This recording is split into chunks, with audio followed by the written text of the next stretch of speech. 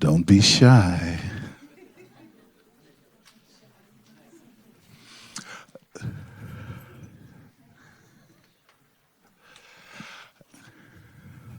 Oh, look at this one. Great.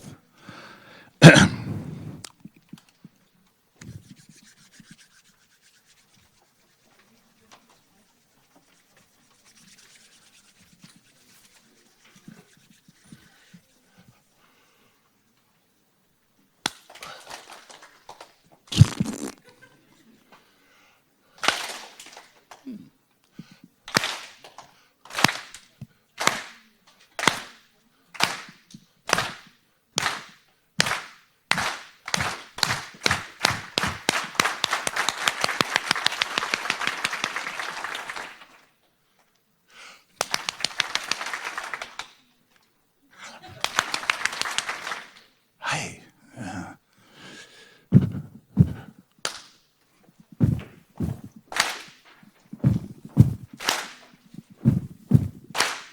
We. No, no.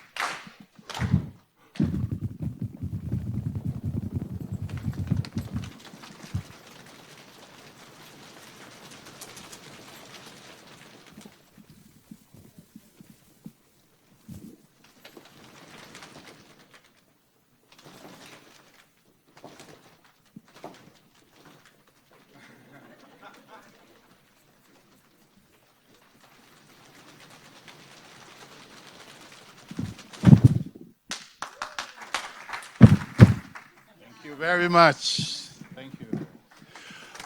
Thank you. Thank you. My name is Sharon Kirindongo. I'm from Musicians Without Borders. You're gonna see me a little bit more later on, but first I'd like to introduce our founder, Laura Hassler, ladies and gentlemen. Thank you, Sharon, and thank you for this great percussion orchestra. Gotten off to a nice start, and thank you very much and for inviting us and including us, and welcome everybody. We were allowed to say the first welcome, which is a great honor. When we were first approached to participate in this program, one of the things that I noticed that I found very interesting and attractive was that one of the speakers, to be confirmed, was John Paul Lederach. Jean-Paul Lederach finally is not able to be here. I'm sure you all know his name and his work. And as it happens, much of his writing has been very inspirational to me, in any case, in thinking about Musicians Without Borders and the ways in which we try to use music as a tool for peace building. So I just wanted to frame a couple of our bits, and this is mostly going to be a singing bit, but around some quotes from Jean-Paul Lederach. And the first one is about the voice. This is taken and slightly redacted because it's from a conversation, so I've shortened it but tried to get to the essence. He says, quite often when people talk about a peace process, their biggest complaint is they don't have a voice in the things that are happening. Now, we often take the notion of voice to the notion of power, which is one element. But there is another element for which that word voice is a metaphor, which is that violence, numbs people. It leaves people feeling numb. A lot of what's happening in a process of healing is about feeling like a person again. And those experiences of violence and violation fall below the speakable. They are dealing with acts that were unspeakable, and they are moving into the arena of the ineffable. And what music does is it permits people to touch again, to feel touched by, and to even maybe touch their own sense of personhood and voice. And so while you may not be able to explain, you may not be able to speak your way through certain things, there are times in which music may in fact permit that to happen in a much deeper way. So I would like to teach you a little song that was written by about 100 people, all contributing little bits, and then pulling it together. The room is set up exactly right because there are 3 parts, but I will teach everybody all 3 parts, and then we'll see where it goes. The first part, here are the words in the rhythm. One planet, one people, one song. Try it. One planet, one people, one song. Okay? And now, one planet, one people, one song. One planet, one people, one song. Oh, beautiful. The second part is the word Ubuntu. Ubuntu, you may know, is a concept from Southern Africa, which will be translated into English in the third part. So the second part just is the word Ubuntu. Yeah? Ubuntu. That's it. One more time. Ubuntu. Okay, great. And the third part is kind of a rap for non-rappers. And this is the translation of Ubuntu, and it goes, I am because you are. I am because you are. I am because you are. Can you say it now a little bit cooler unless you really mean it? 1, 2, 3, 4. I am because you are. I am because you are. Beautiful. Okay. Do you remember the first part? One planet, one people, one song. Okay? So here's the melody for that. Now forgive me because for 20 years, I used to be a choir director and a singer, and for 20 years, I have been spending much of my time. Can you not hear? You can't hear? Sorry. Yes, I can, of course. Okay. Better. Thank you. So, just to say, I no longer sing very often, but here it is. Here's the first part. One planet, one people, one song. One planet, one people, one song. One planet, one people, one song. Okay, so this is like a church audience, I guess, church group. So probably you can sing in harmony, right? So a second part could be, if you can sing in harmony, one planet, one people, one song. Sorry, my voice. One planet, one people, one song. One planet, one people, one song. Okay, let's try it together. One planet, one people, one song. One planet, one people, one song. Okay, 2, 3, 4. One planet, one people, one song. One planet, one people, one song. Beautiful. Okay, second part. Ubuntu. That's all it is. Ubuntu. Ubuntu. Great. Okay. Could you all sing the One Planet, One People, and you all sing the Ubuntu? At the same time. 1, 2, 3, 4. One planet, one people, one song. One planet, one people, one song. Okay, great. Let's put the third part. I am. I am. I am because you are. I am. I am. I am because you are. Okay, let's all sing together now. First, one planet, one people, one song. Let's do that 4 times, and then 4 times Ubuntu, and then 4 times I am, okay? All together. 1, 2, 3, One planet, one people, one song. Good, I hear harmony. One planet, one people, one song. One planet, one people, one song. One planet, one people, one song. Ubuntu. All together, yeah? Ubuntu. Sing it out far. Ubuntu. Beautiful. Once more. Ubuntu. 1, 2, let's rap. I am. I am. I am because you are. I am. I am. I am because you are. I am. I am. I am because you are. I am. I am. I am because you are. Okay, let's do it in a round. This group starts, and you start with one planet when they get to the Ubuntu, and you start with one planet when they get to Ubuntu. Okay? Everybody just, there we go. We're going to do it as a round. 1, 2, 3. One planet, one people, one song. Beautiful, more voices. One planet, one people, one song. Yeah.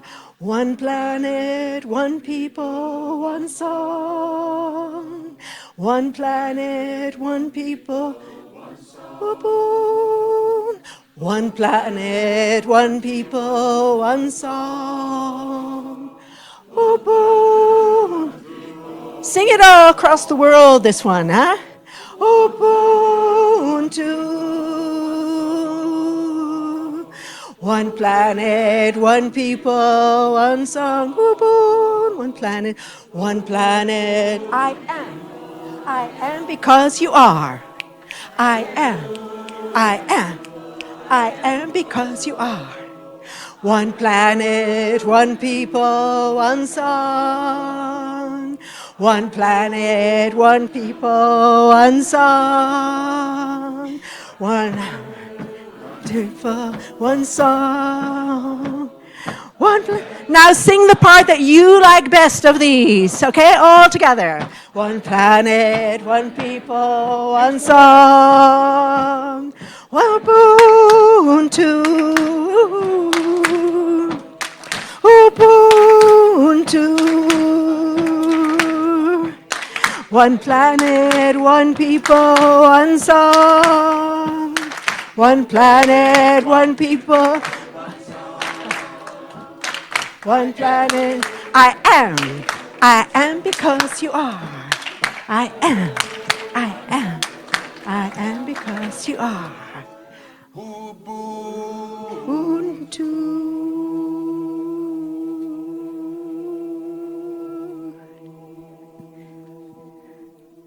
Thank you and have a wonderful conference.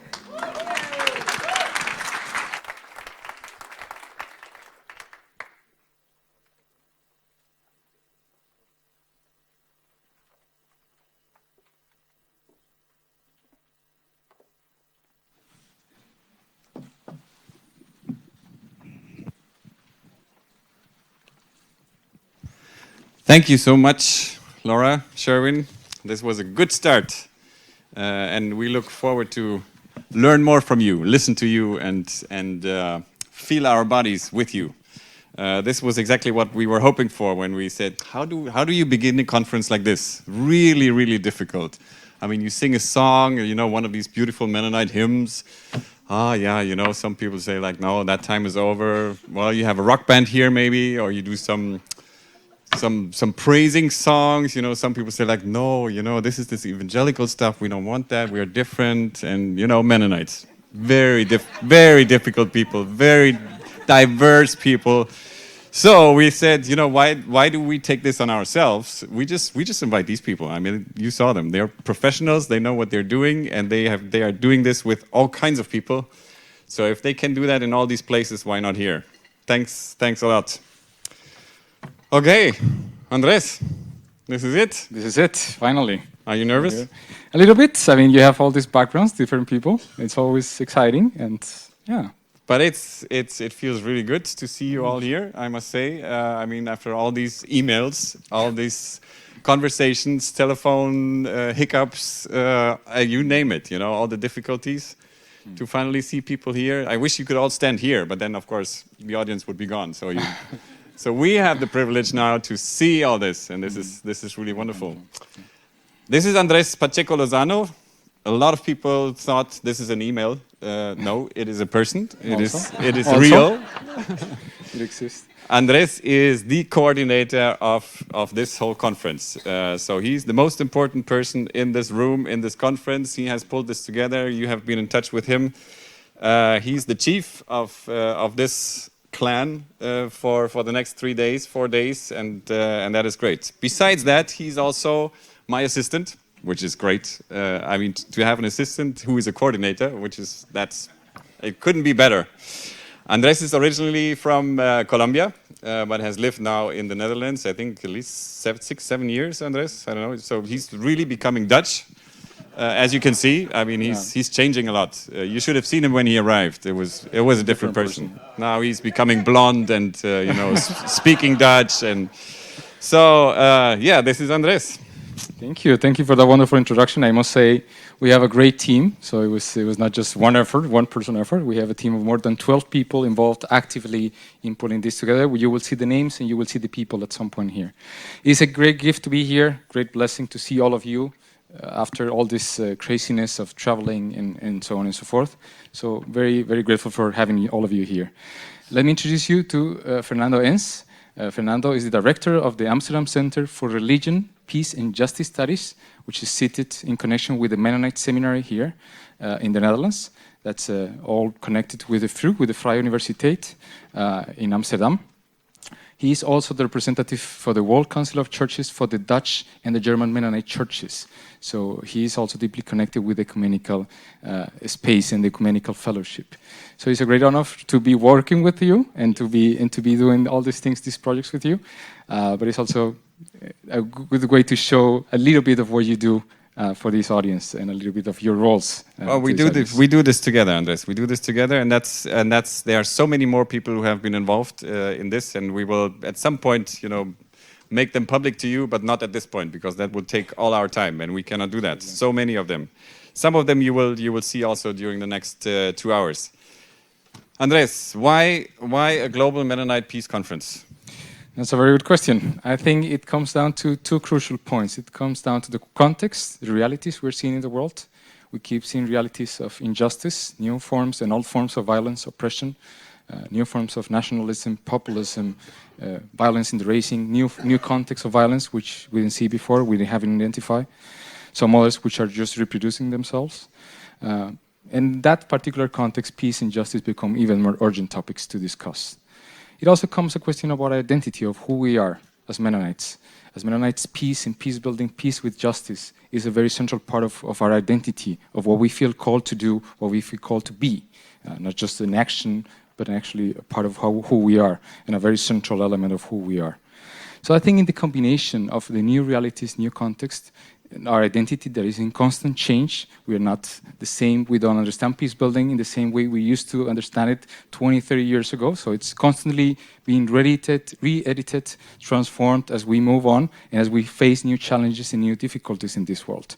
So I think it comes in this dialogue between who we are and the new context, and this representation, all these different contexts represented here, will bring that kind of enlightenment or that kind of excitement to discuss not just the good things of peace building, but also the difficulties when we struggle, when we suffer, when we face challenges. And I think that's what makes this space so important. So we thought more than ever, this is the right time and this is the right moment to do such a conference. I mean, we pulled this together, but I mean, it feels like it is something new, but it is not really new, right?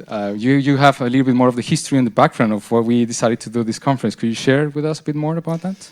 Sure. We have. When you get older, you have more of history. That's the privilege of it. That's really great. So, of course, you think this is the first time. No, you think this is the second time that we are meeting, and this is why we call it the second Global Mennonite Peace Building Conference and Festival. Long title. There was a first one, and that some of you were there. I remember that 3 years ago, 2016. It was at Conrad Grebel University College in Waterloo. Beautiful place. Very good hosts, very well organized. So, I mean, they put a lot of pressure on us because we said we have to be as good as they were at least. You know, let's try to be better, of course. I see some faces there, and now you can lean back and say like, yeah, you know, you guys, you try. We will do our best. So that was the first Global Mennonite Peace Conference that was organized, and the idea is even older. At some meetings in Mennonite World Conference, you know, when we had our assemblies, you know, you talk about peace. Of course, Mennonites talk about peace all the time. And then you think, well, you meet a lot of people from different cultures, different contexts, doing different kinds of things. They have expertise, they have knowledge, they have experience. And then you realize, boy, they all are doing wonderful things, but we don't know from each other. We don't learn enough from each other. Isn't that a bit strange? You know, we should. I mean, we're all ecumenically connected in our fields of work, and that's good. I mean, this is how peace building works. You cannot just build peace among Mennonites. Sometimes you feel that's necessary, but let's put that aside. Being out there, I mean, it's ecumenical. You have to be involved. But do you really reconnect with your Mennonite global family again? And do we teach each other? Do we listen to each other? So there was this idea floating around, and some of us said, you know, we should build a network. Really, you know, try to be creative. How do we stay in touch with each other? Some of us are privileged to travel around a lot. Some of us are just staying where we are, and these are committed people, and they serve, and they build peace, and no one of us knows about them. So that was the general idea, and so the conference at Conrad Grebel was really the kickoff, and we will hear more about that. Try to connect that then with Mennonite World Conference Peace Commission. This is in a short while we will have Georgie being the representative of the Peace Commission, because we said, you know, people come and go. These Fernandos and these Andreses, you know, these people are coming and going. That's not so important, but you know, we need to tie this network into an institution that can really help us to maintain and make this network sustainable. So that's a bit of the history. I will not continue. Don't be afraid, Andres. I know you're getting nervous that I'm getting too long. So now we are in the Netherlands. Why? So first Canada, now we're in the Netherlands. Why here? Yeah, that's a good question. I mean, we have different good reasons, I would say. But first of all, as Amsterdam Center of Religion, Peace and Justice Studies, we decided to take upon the next step. There was an invitation open at Conrad Grebel of, you know, can we make this not just a one-time event, but can we make it this, you know, a regular experience of encountering, of seeing each other, of meeting with one another. And I thought we decided to just try to go in the same flow and spirit and continue and have a second edition of this conference. So we decided to do that as Amsterdam Center. Plus we have a great Dutch Mennonite community here, which has been not only supportive of this idea, but has very much encouraged and worked with us as we plan, and we have dreamed about this particular conference. For this community, for the Dutch Mennonites, peace is a central element of their identity. So to incorporate such a conference was not strange or alien. It was actually very much part of who they are, what they're doing, and what they feel that is very close to them. So the community was the right space. The moment if we felt it was right. Plus, in addition to the sort of the Mennonite community in the larger scope, we had the Mennonite Seminary, great support, the same in connection with the Free University, with the Vrije Universiteit in Amsterdam. So we felt we had the spot, we have a good place, let's try to do that. And Menonrode, from all places. Some of you, I've heard some complaints, it's a bit far from, Amsterdam. Why didn't we make it in Amsterdam? Well, intentionally, this space was chosen because the possibility of meeting is not just about the formal spaces. Formal spaces are important. Concurrent sessions are important. These opening, closing events are important. But so are the spaces when we eat together, when we have coffee together, when we can network and get to know each other. And what better place than to have the meetings and the sleeping areas in a kind of one big space. So I think chosen Menonrode was actually embracing that idea of networking. Let's keep networking, and let's have that as one of the goals of our conference. So I think I would say that was one of the important things. Now, probably one of the other struggles beyond doing this, or besides doing this here in the Netherlands, or our conversations was, what kind of motto? Shall we just make a second edition of the GMP, or shall we put some special motto or focus for this particular conference? And then you proposed that we included the topic, the pilgrimage of justice and peace. Could you say a bit more of why we did that? Yeah, this is quite important. A pilgrimage of justice and peace. I don't even remember if 3 years ago in Canada, did we have a motto? See? We thought this conference needs a motto. I mean, it needs an umbrella. It needs a thematic umbrella. It needs something that binds us together. Of course, Global Mennonite Peace Conference and Festival, yeah. But what is the content? Pilgrimage of Justice and Peace is something that the World Council of Churches has announced, not only announced, it has invited all the churches and all the people of goodwill to join in a pilgrimage of justice and peace. Now, I will not go into detail here because we have the moderator of the Central Committee of the World Council of Churches with us, Agnes Aboum, and she will talk to us in a minute. So I will not speak too much about that. But this has inspired us also. And just one thought I want to add, Andres, is that we said, Mennonites getting together, peace-building people, peace researchers, peace artists, why don't we? Oh, yeah, you translators, sorry. We have to slow down for the translators. You have all the right to interrupt us anytime because we want to communicate with you and not just talking to ourselves. We thought it is one possibility from our side, Mennonite community, global family. This conference shall contribute to what the World Council of Churches is inviting all people of goodwill to do. So some of the results that will come out of this should go into the process of the pilgrimage of justice and peace. We will say more about that, so you will understand. But pilgrimage is a journey. It is a spiritual journey. It is a journey of justice and peace, not just towards justice and peace. So these are very important elements that we will explore during the coming days.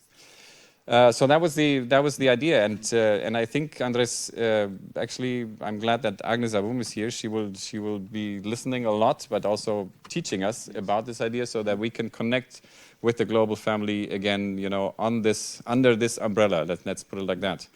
There's of course so much happening in the program, and we cannot go into details here. You all find this in your bags. You have your programs, and you see the variety of workshops.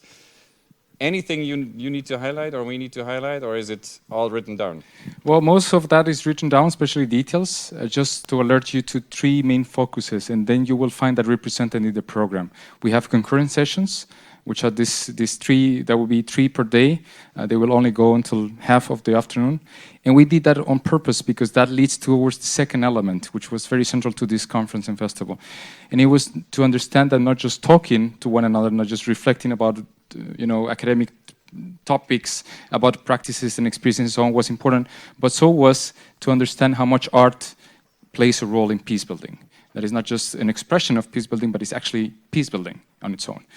So we will have a lot of workshops involved, or trying to connect and to involve the more performative side, if you will, of peace building. And that will take place in the afternoon. So we want really to build that into the program so that you, after the sessions, can join into those spaces. There are different exhibitions will be happening. We will have main concerts like tonight, and then on Friday, tomorrow we have a theater play. So we want to build in as part of the program because we understand these are crucial elements of peace building, not just on the margins of peace building. These are very central aspects of that. And the third element is devotional times. In the mornings, in the evenings, we will have devotional times because we understand that the role of peace building, the work of peace building, is a spiritual journey. It is nurtured. It needs to be, supported, motivated, sustained by a spiritual life, a spiritual nurturing. So that those spaces were on purpose designed to be able to create those spaces so that we can actually move on, that we get the energy and the motivation to keep going. All of them are also, both in terms of topics, art, and especially devotional times or prayer times that we have called them, are also inspiring this pilgrimage of justice and peace motto. So you will find a lot of synchronies between all these different moments and these different aspects, I would say. Yeah. So that's basically some of the highlights, but you will find detailed information in the program. Now, after we have made a bit longer things, something you want to say about expectations? One sentence that you would like to say about what your personal expectations would be? I think it connects exactly to what you just said, Andres, about the program. I think my expectation and my wish and my dream for this conference is really that you people connect to each other. And by connecting to each other, that we feel comforted and supported by each other. Peace work sometimes can be a very, very lonely journey. And then to come to spaces where you nurture each other, and when you realize, okay, I'm not the only crazy person here. There are more crazy people, and we believe in something, and we have a mission, and we have a calling. So if we can experience that in the workshop, in the different parts of the program, this nurturing, and say like, yeah, now I feel like I have strength again. I have the courage again to do great things, and this is the spirit that I will take from here. If we have that, that's it. That's the most important thing. And you? I would say this is another step, another station, as we have described at the beginning of the program. This is another station of the pilgrimage.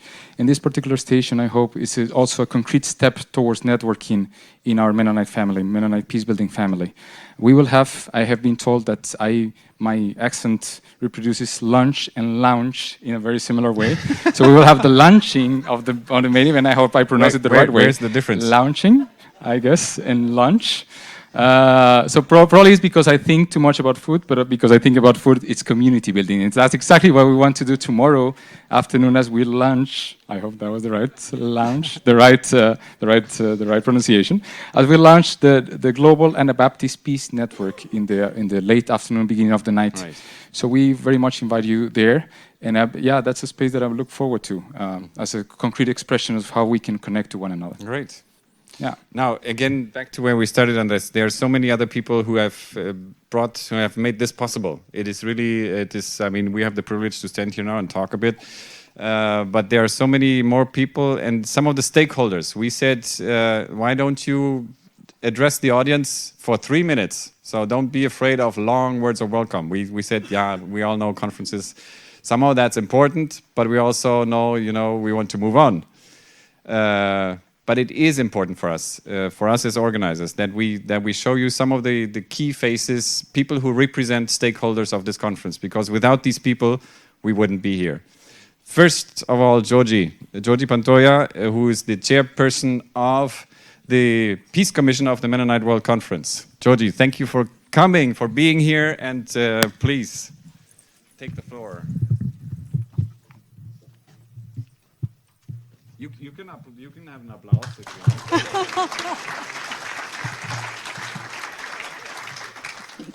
want. Good afternoon. Magandang hapon. Warm greetings of peace from the Philippines. I did not bring the warm weather here, but the warm heart. Peace is a global issue. Our calling as people of peace is to engage with the most important issues of justice and peace, healing a world filled with conflict, injustice, and pain. Global Mennonite Peace Building and Festival opens the door for listening, discussion, and action towards peace, towards healing the world.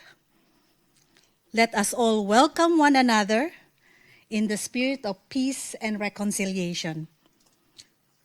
We will see and hear different expressions of peace from different countries.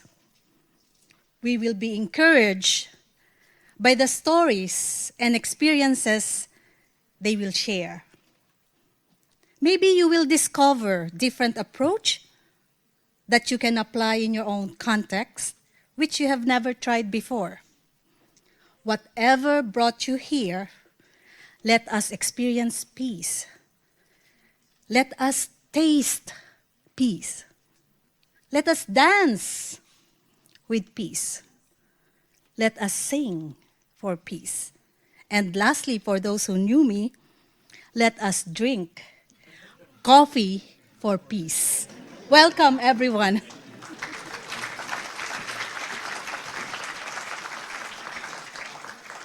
you very much. Thanks a lot.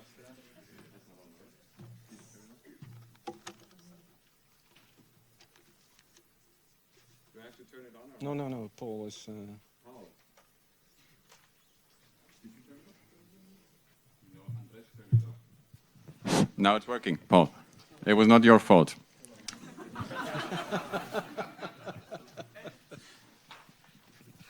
You all know this person, right? Hank Stenvers, president-elect and so on of the Mennonite World Conference and so on. I could say a lot of great words. At this moment, Hank, you are representing the ADS. Right. It's yours. Thank you. Brothers and sisters in Christ, welcome. Van harte welkom in het land waar Menno Simons rondliep. Welcome in the country where Menno Simons stepped around and preached and baptized. It is for the ADS, the Dutch Mennonite Church, an honor to have you here. The 107 congregations looked forward to this conference, to learn from you, to meet you, to show you the typically Mennonite hospitality. Since it started, the Dutch Mennonites have decided to follow in the pilgrimage of justice and peace. We are now, I think, 5 years on the road. And every year again, we use a different theme. And every year again, we struggle with what it is to be, with what it is to be a peace church in this time and age. In a country that has not known war for more than 70 years, in economically very well circumstances, although we all are always complaining. But still, the question is, of course, is not having war, is that peace? And what is our message then in this world? So we hope to learn from you. And we hope that you can learn from our Mennonite experience, which has been here for more than 400 years. We hope to share, and we hope that you will share with each other, renew contacts, make new contacts, and enjoy the beautiful weather that we will have. Saturday it will be even tropical, so it's enjoy this building that is built in many years ago for a community, for the Dutch Mennonite community. And so we still form now an international community here. So enjoy, I hope and pray that we will have that there will be blessing on this conference, and that we also will have joy and laughter and learn. Have a good conference. Thank you. Thank you very much, Henk. Alex Noord, third third representative of stakeholders. Alex Noord is not only the rector of the Mennonite Seminary in Amsterdam, which is, I think, the oldest Mennonite seminary, the longest tradition in the world. 1745, yeah. Yes, it's, we are quite proud of that. And Alex can talk for hours about that, but he will not. He's also the minister of the Mennonite congregation in Haarlem. I just mentioned that now because Haarlem is quite important for Sunday. Coming Sunday, you have heard about it, you know, a lot of us will go there on Sunday because Alex Noord and his congregation, they have invited a lot of people. Alex, at this point, just a word of welcome from your side, please. Okay, thank you so much. I really like the song where we started with, one planet, one people, one song. And that's what brings us together today. But I want to start this speech with a statement made in 2014 by the World Council of Churches by the start with the pilgrimage of justice and peace. And I want to mark 3 notions in this statement, give extra emphasis on 3 things which is stated in this statement. I will read the statement first. Together we celebrate God's great gift of life, the beauty of creation and the unity of a reconciled diversity. We feel empowered by this grace of participating in God's movement of love, justice, and peace. I want to emphasize 3 notions in this statement. First, the celebration of God's great gift of life. And I think we've already seen that this morning and already this afternoon in the singing, in the sharing together, in being together, maybe today even worshiping together. It's a great gift of love celebrated among us. And the second notion in the statement made by the World Council of Churches was unity of a reconciled diversity. And although we all are different from background, the country where we come from, maybe in what we do believe, we are united in a reconciled diversity. And the third notion is participating in God's movement. And for me, that means joining, sharing, even celebrating, and sheltering when it's necessary. And so becoming part of God's movement into this world. On behalf of the Dutch Mennonite Seminary, I welcome you all. We feel very privileged that you are here with us, among us, to share. And I hope we have got a very good and meaningful conference full of justice and peace among us as one brotherhood and sisterhood of man. Okay, I want to give the last word to Fred Letchert, and he's from this house, Mennorode, as stated, a house which is got its foundation in 1925 by the Mennonite community, and so very nice you're here.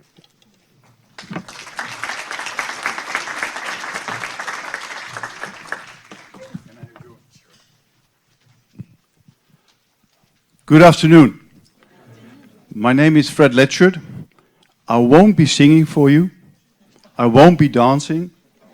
My colleagues were afraid that I would ask them to do so, but I'm just here to say a very warm welcome to all of you, Wir wünschen Ihnen einen sehr großen Willkommen. Bienvenidos a todos. De nada. And I heard the speakers, and we want to share with you why you are here at Mennerode. That's of course you are here at Mennerode. Where else? This stands for purity, this stands for hospitality, and this stands for a personal touch. My colleagues who will serve you, help you, and make these 3 to 4 days an experience you have never experienced before. You will supersede the previous one. I can vouch for that. I have to, because otherwise it's going to cost us some money. And my colleagues will serve you in one way, and that means make someone smile today. And I would like to introduce you the people who are actually making this worthwhile to all of you. Not me handing here with the microphone, but I want to introduce to you Masha, the lady in black. Treat her with care because she's pregnant. I want to introduce to you next to her Marjolein. And finally, the man between us, Mitchell. They will serve and have the context with your colleagues within the conference to make yourself feel at home, at ease, comfortable, and the warm welcome is not only from us to you, it's also from the weather we have served for you free of charge. Enjoy your days, make it a splendid conference, because he and I, we have a bet and I don't want to lose it.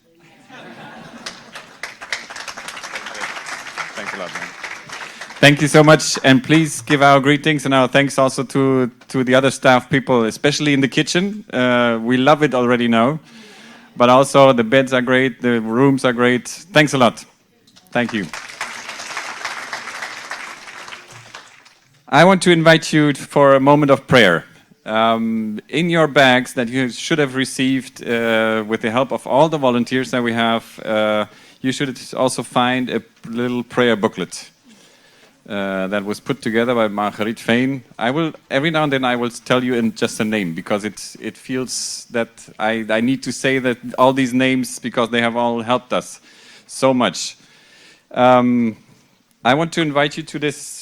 You find for the opening plenary, it's on page 4, that we, as we move into this conference, start with a moment of prayer, so that we are reminded that it is not self-given that we are here, it is actually a gift that we receive. So may I ask you to stand as we pray.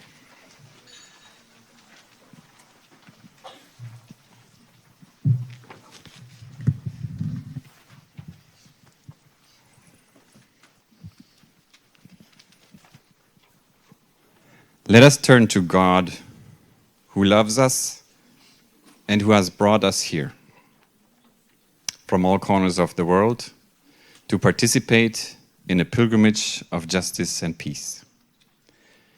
May we be sensitive to the pains of others who suffer with war, trauma, racism, and gender violence, and open our hearts and minds to God's calling.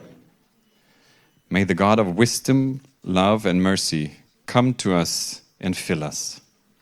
May the God of compassion and hope make us faithful to walk in justice and peace. When Jesus heard what had happened, he withdrew by boat privately to a solitary place.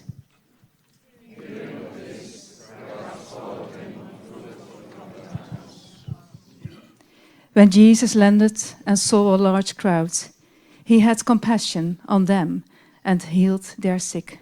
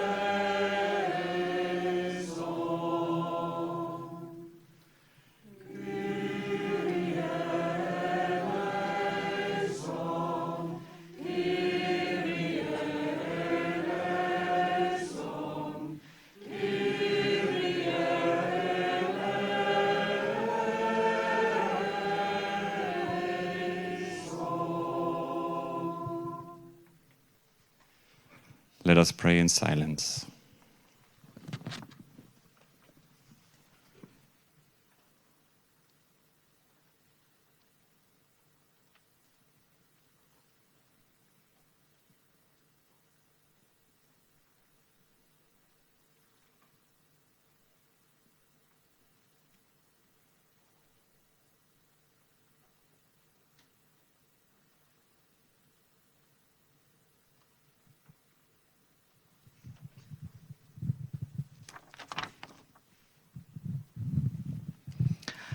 As evening approached, the disciples came to him and said, "This is a remote place, and it's already getting late.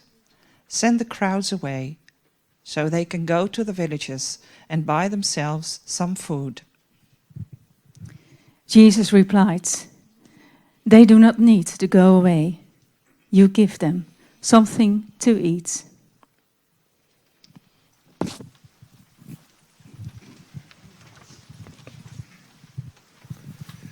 Janet, can I invite you?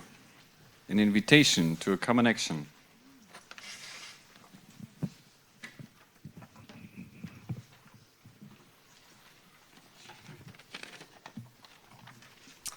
Hello. I'm going to tell you something and share something with you about comforters. And before I do this, I'm going to show you a comforter, just in case you don't know what we mean by this. And yeah, it's a blanket. And, well, I don't know if we can use that. it's live. Nina, No. Nina, then you have to come here and help me. Please. Just a little bit of history.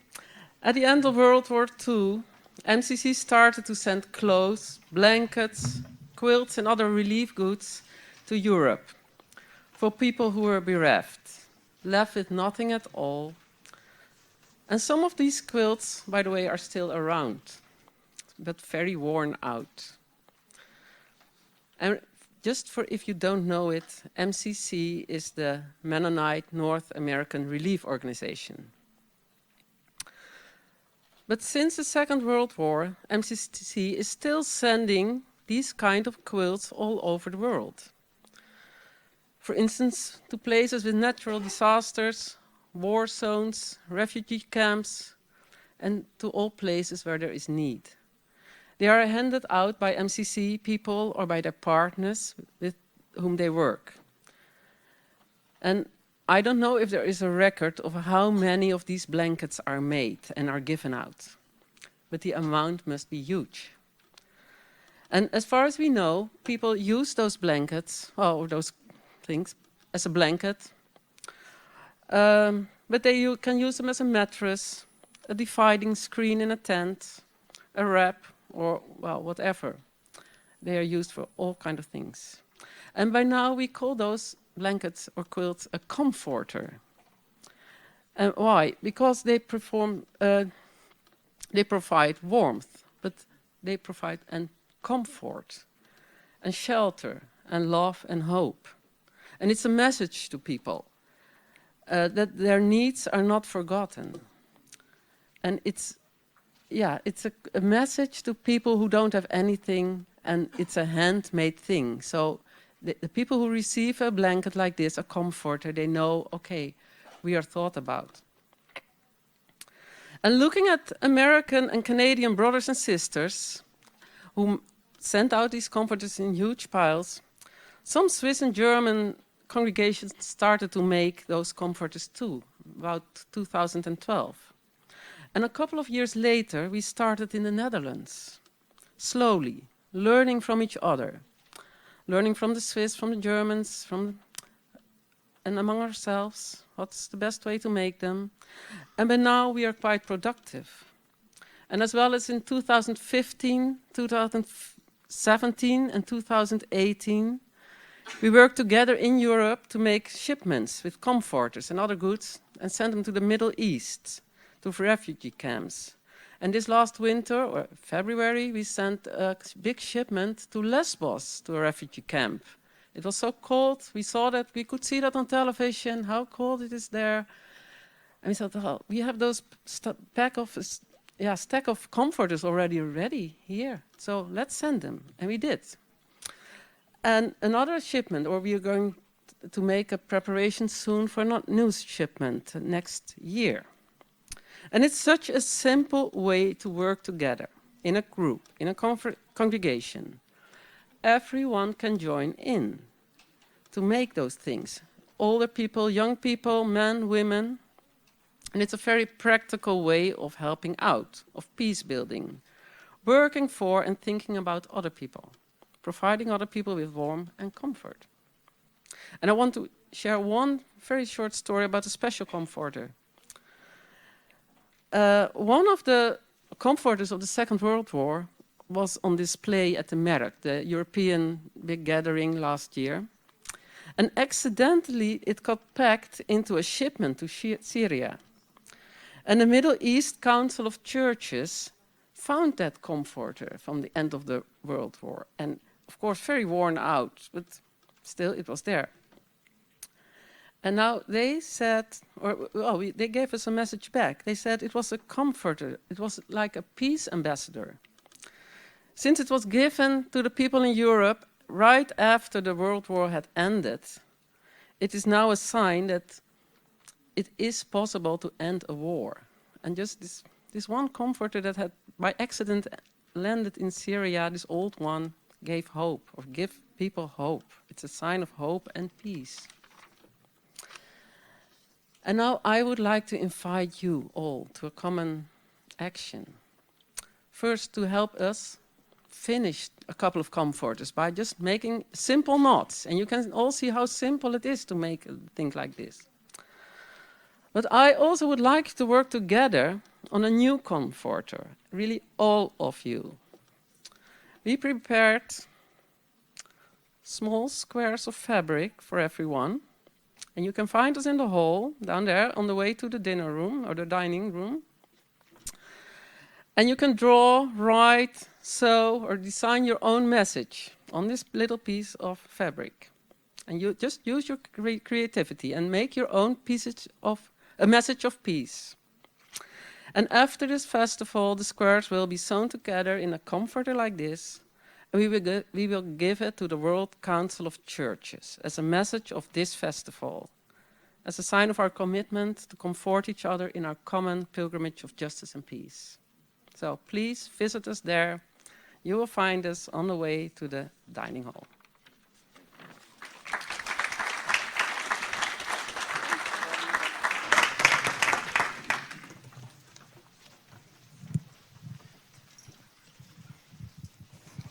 Please rise again.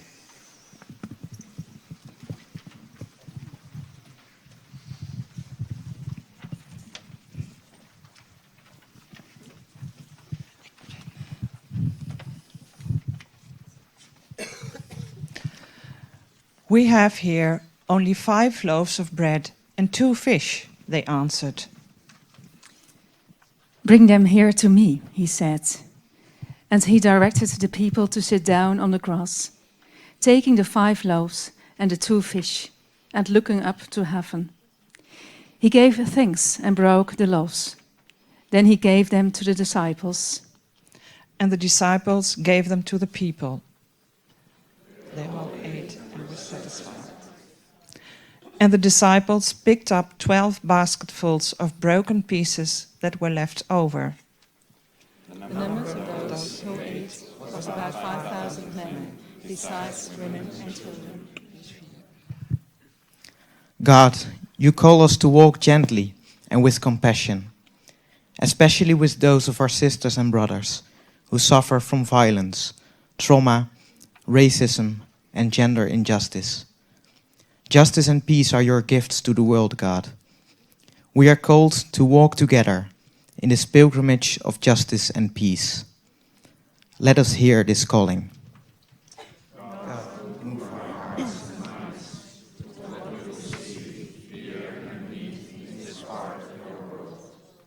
As pilgrims of justice and peace, we are called to be sensitive and compassionate to our brothers and sisters, to your whole creation, God. We are called to act and collaborate with each other and all people of goodwill to find ways of building peace with justice in reality. Let us hear this calling.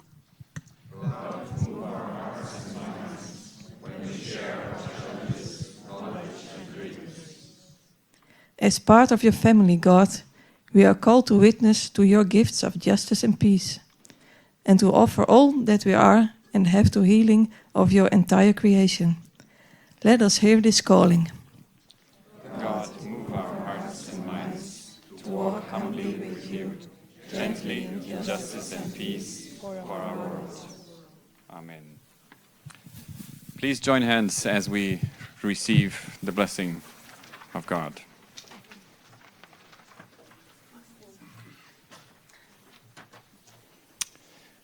May the God of justice and peace, may the Son who walked the way of nonviolence, and may the Holy Spirit, who cares for us like a mother for her child, bless us on this pilgrimage, now and forever.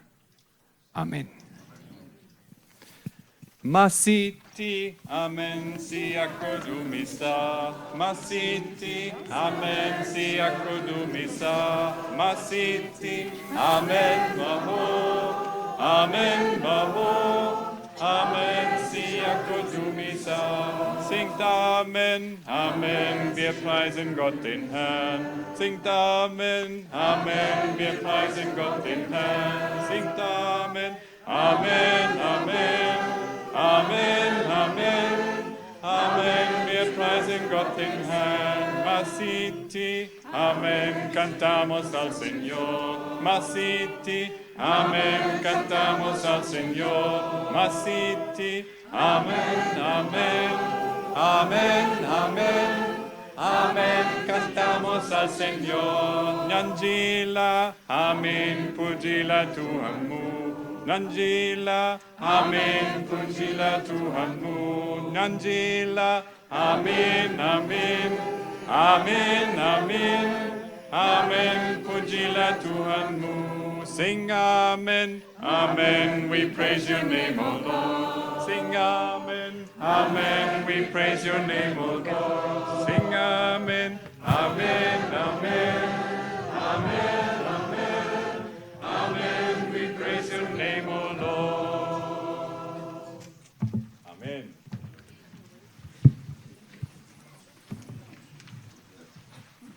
Agnes, please come. Dr. Agnes Aboum.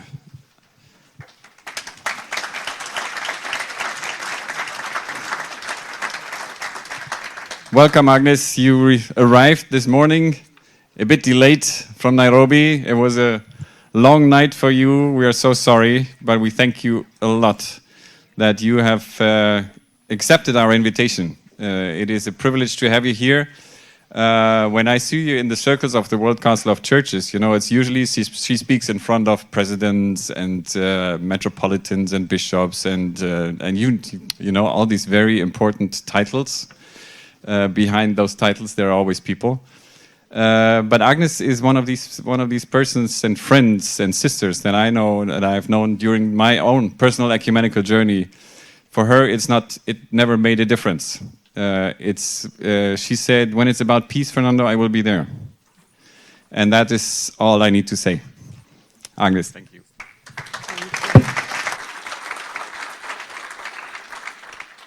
Thank you so much, Professor Enns. Good afternoon, brothers and sisters in Jesus Christ, the Prince of Peace. Good afternoon. Thank you. Before I begin, you see me in black. It's not a very good color, isn't it? So it is Thursdays in black.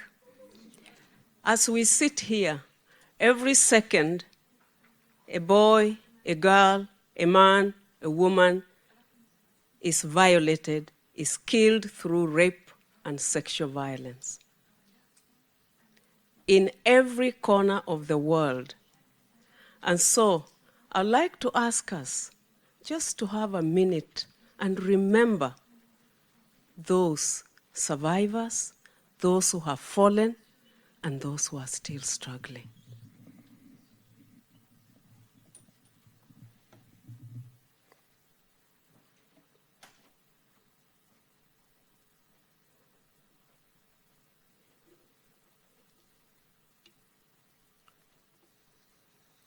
Thank you so much.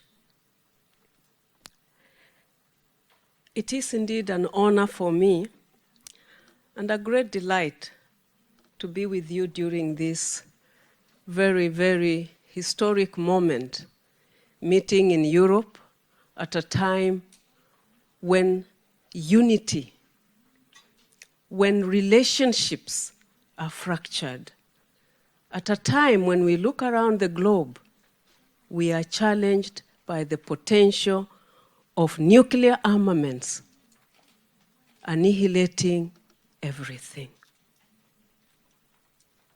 I'm looking forward, personally, to draw from the fountains of wisdom in this place. I'll be sharing about people, about places, about incidences, about pain, joy, hope, and celebration of life under God's divine guidance. A story which one of your own sons, Fernando Enns, can very easily share.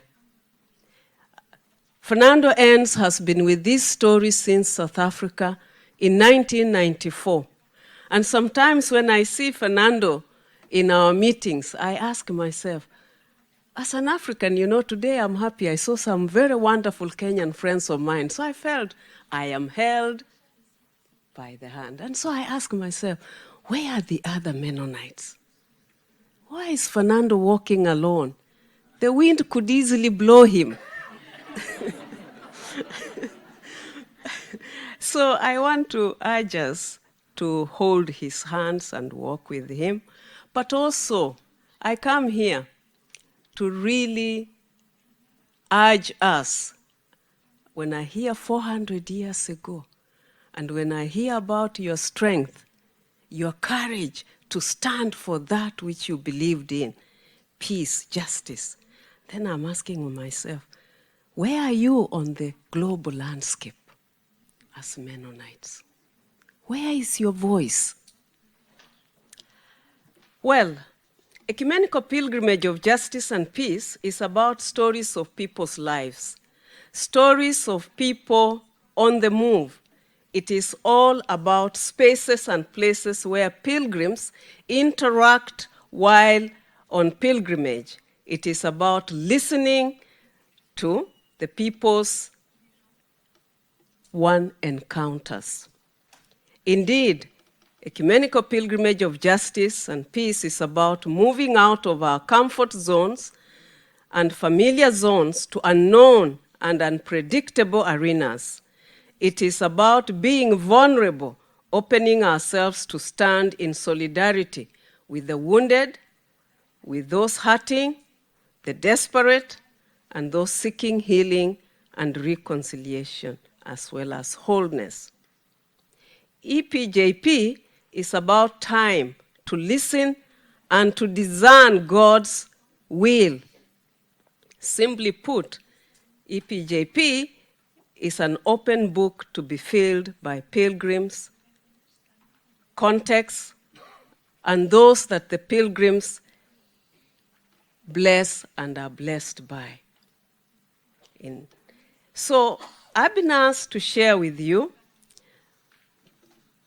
Pilgrimage of Justice and Peace from a programmatic point of view. And I thought the best thing to do would be to share with you how we have moved as an ecumenical movement, a fellowship of churches, men and women of goodwill, and those committed to seeing a better world than we have had. Now, when you look at the World Council of Churches, beginning here in Amsterdam, 70 years ago, and we were here last year to celebrate this very important phase in the life of the church and the ecumenical movement, you notice that justice and peace have been at the very core of our fathers and mothers that founded the movement, long before it was a structure or an organization in 1948. In this country, those founding mothers and fathers committed themselves to stay together. And during this period, the operative word, concept was responsible society. Remember that those men and women refused to be bound by the ideologies of laissez-faire capitalism and the ideology of totalitarian communism. In fact, the context at the time was so fragile that peace was a cherished issue, or I don't want to use the word commodity. Now, responsible society begins to take shape much later as a notion. And I'm saying this because I would like us to see where ecumenical pilgrimage of justice and peace is coming from. And so, after Nairobi, the whole framework of programming was around justice, peace, and creation. Justice, peace, and creation. And the acronym then became a just, participatory, and sustainable society, recognizing that there were deficits in justice. There were deficits, serious ones, in participation, and that the model of our development was not going to be sustainable. And I think history has proved those elders very right with climate change and global warming. Soon thereafter, the Vancouver Assembly of 1983 was very much informed by the spirituality and the struggle of indigenous peoples in Vancouver. And out of those deliberations, the JPSS was reframed to bring forth the whole notion of justice, peace, and integrity of creation. And those of you from Europe know very well how there was a lot of covenanting around this particular frame for programming. The whole concept of creation came back to the life of the movement and the churches in a very, very fresh manner, evoking a lot of theological, spiritual reflection, a lot of mobilizing around that theme, which in fact did inform the theme in Canberra, which was Come, Holy Spirit, renew the whole creation. And the movement being very sensitive, discussions in 1994 realized that life in our major cities was a challenge. And so that is where your own son of the soil, Professor Fernando, comes in. The whole movement towards cleaning our cities of violence. So there was a program then, Peace in the Cities, and 7 cities were identified. I don't know if some of you remember. This also became a precursor for the Decade to Overcome Violence, DOV, of which Fernando was also a key participant and, in fact, leader of that process. This culminated in Jamaica in 2012 when the International Ecumenical Peace Convocation was held. The harvest of Jamaica was brought to Busan, and it is this harvest that informs the message that our brother has just read in terms of the 3 notions he picked up. In Busan, it was very critical for the churches to interrogate why have they been staying together. Indeed, for purposes of unity, for purposes of moving forward with the good news of our Lord Jesus Christ. But then they also said, no, we need to move together. And so the message of Busan is the pilgrimage of justice and peace, The churches committed to move together, but this time round, recognizing the participation and the wider engagement of other communities and men and women of good will. Last year, while we were here, we celebrated and remembered, and we did affirm that the vision of the founding fathers and mothers of a just, peaceful, secure, sustainable society remains valid. At the same time, to show that we are moving together, the Pope visited Geneva, specifically to the World Council of Churches because of the joint working group dialogues that we have had with the Vatican. The Ecumenical Patriarch says the following as we celebrated 70 years. In 2018, we continue to long for the gift of unity, for the church and for the world. We gladly take this anniversary moment to commit ourselves and our churches to continue the journey together. His Holiness continues to remind us as part of our celebration that the fruits of unity cannot ripen without divine grace. We have learned over 70 years that human endeavors often fail, but that the grace of the God who is always faithful is with us and will bring to fulfillment the prayer of Jesus Christ, that they may be one. Now, if you listen to that statement, there is a very inbuilt strength on the issue of spirituality, which I'll touch on a bit. So then, how have we been translating the ecumenical pilgrimage of justice and peace? What happened was that the Central Committee affirmed this process, asked the General Secretary to put together a mechanism, and indeed he did put together a reference group to specifically translate the message of Busan into a program. And this reference group is moderated or co-moderated by our brother, Professor Fernando. And we are glad because when we see Fernando's face, we see peace, we see joy, we see laughter. So, but he has been given a heavy mantle. This group also, in order that we would not just do justice and peace the ordinary way, did also put together a theological group to look at the spirituality and the theological basis of our pilgrimage together.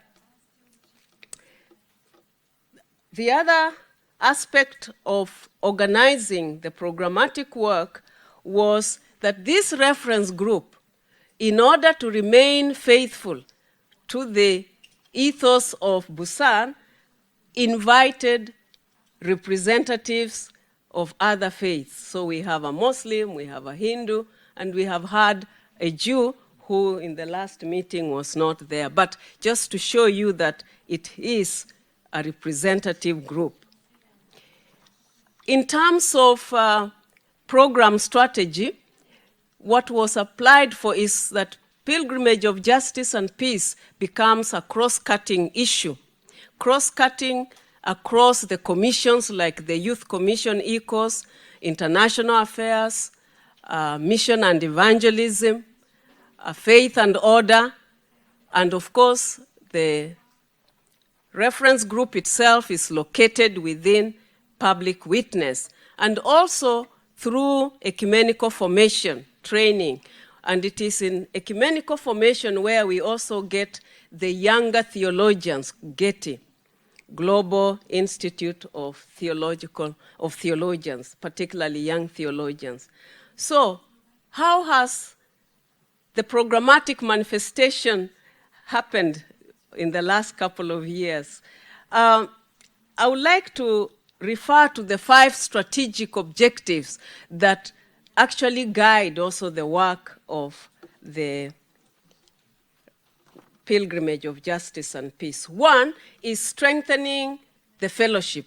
Strengthening the fellowship meaning that through being pilgrims together, walking together, journeying together, praying together, working together, and walking together, we get to know each other better, we get to understand, and we share our stories, and indeed the search for unity becomes part of the journey. Then witnessing together. Pilgrimage of Justice also contributes to the witnessing part of our fellowship and of our movement, where through also engaging with people of other faiths and ideologies and beliefs, we are able to bring the gospel of our Lord Jesus Christ through presence and what I normally call ministry of presence, because you don't need to talk, but being there, people seeing what you are doing, walking with them, crying with them, shouting with them, laughing, eating, as Andre said, people get to hear your witness. The other one is the encouraging spiritual reflection and formation. And here I would like to come back to this and say that, I don't know, Professor Fernando, do we have the book, Come and See?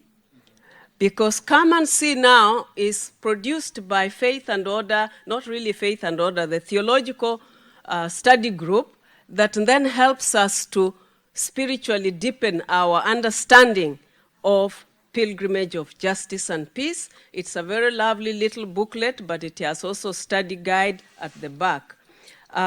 Then we also move into building relations of trust and understanding. You know that as you walk, sometimes you are tired, you are weak, but in that process, the pilgrimage gives us the opportunity and has given opportunities to many people to actually begin building and rebuilding relations of trust and understanding. And finally is the objective of inspiring and innovative communication. We know that churches, groups, peace-building organizations are engaged in so much, but sometimes the communication becomes a challenge. However, with a revamped communication department in Geneva, if you actually go to our website, you'll find lots of information on Pilgrimage of Justice and Peace. Now, what has been our approach? I've just given you the objectives. What is the approach? It is really looking at pilgrimage as a transversal, a cross-cutting issue, an integrated issue. And the moderator, Professor Enns, helped us devise a methodology which looks at 3 elements in the journey as we visit. One is visiting and revisiting wounds, celebrating life, gifts of life, transforming life. So, transforming injustices, sorry. And so, via negativa, via positiva, via transformativa. And this has been a very helpful guide in the program. Now, let me just summarize a couple of things on those 3 areas of our approach. Visiting and revisiting the wounds via negativa. From Jerusalem and Palestine through Nigeria to Colombia and Asia, narratives of wounds are overwhelming. We all know the decades-old, if not centuries, conflict for identity, nationhood in Palestine. The pain and wounds inflicted by continuous evictions, violence, and statelessness cannot be adequately explained. In Colombia and Bolivia, the reference group, Oikotri, and the International Affairs Commission organized field visits or team visits and injustices meted against people are indescribable. For example, land grabbing by multinationals, resulting in landlessness, devastating impact of protracted war on women, children, and the elderly. The women pilgrimages to northern Nigeria Democratic Republic of Congo, South Sudan, and Burundi illustrate the growing and normalization of rape in war. Perhaps one of the pandemics affecting humanity is sexual and gender-based violence, and the cycles of trauma for individuals and communities cannot be fathomed, let alone children born out of this ugly, cruel, and dehumanizing sexual violence. South Sudan, for example, is the youngest nation born out of brutality and now drowns in murder, rape, arson, vicious civil war, villagers murdered, and homes burnt. Revisiting wounds in Kaduna, Nigeria, illustrates how demonization of religion can cause so much pain and divisiveness. Women who grew up together and shared a lot in life now cannot interact because of religiously inspired conflict. Pilgrims to Asia, Asian countries found the same depth of pains and wounds, only manifested differently. There are people whose destiny is perpetual subjugation decided by certain classes and races of people, and they bear children into this caste and life of scavenging. The pain of forceful displacement and rejection experienced by the Rohingya refugees in Bangladesh, crowded in dingy camps in one of the poorest countries of the world, speaks volumes of the venom of hate that a human being can experience and express to the other. Celebrating life. A Muslim Christian Center for Dialogue was established jointly by the World Council of Churches and the Jordanian Prince in Kaduna, Nigeria. This center is a sign of hope. It gathers young people, but also elderly people, in order to build peace and to create harmony and better understanding of each other. When we go back to Colombia, we see that the peace agreement gave signals of hope, although there were still issues to be resolved. And we could celebrate that, and the World Council of Churches and the people in Colombia monitor. One of the things that we celebrated in Colombia was the Ecumenical Women Peace Group that cuts across the various denominations and gives hope to a better society. In Asia, we were able to hear the people say, we thought we were forgotten, but now we are happy because we see our connectivity through God's divine rule. Now, transforming injustices, I think one of the things that we can lift here is our visits have really been those that help people to share their resilience, what they are doing to bring about changes. We saw a lot of, through this program, even though it encompasses pilgrimages outside the reference group, you will hear narratives of people who have taken on new steps to transform their lives. A very good example is a movement of young people that has now engulfed also, embraced a lot of other people in South Sudan, the power of forgiveness. And you have people offering to ventilate their anger, moving forward to begin afresh. So the Ecumenical Pilgrimage of Justice and Peace has been embraced by so many churches, many groups, but we do not always hear what is going on. And it is good that we probably do not have to hear everything, but that we need to nevertheless encounter those narratives so that they can strengthen one another. I think one of the things I would like to lift up in my presentation is this whole issue of spirituality, because it's not just the book Come and See. It is also what the pilgrims themselves experience as they engage, as they walk. And at every stop, there is a sense in which one's spirituality and the collective is actually strengthened and deepened.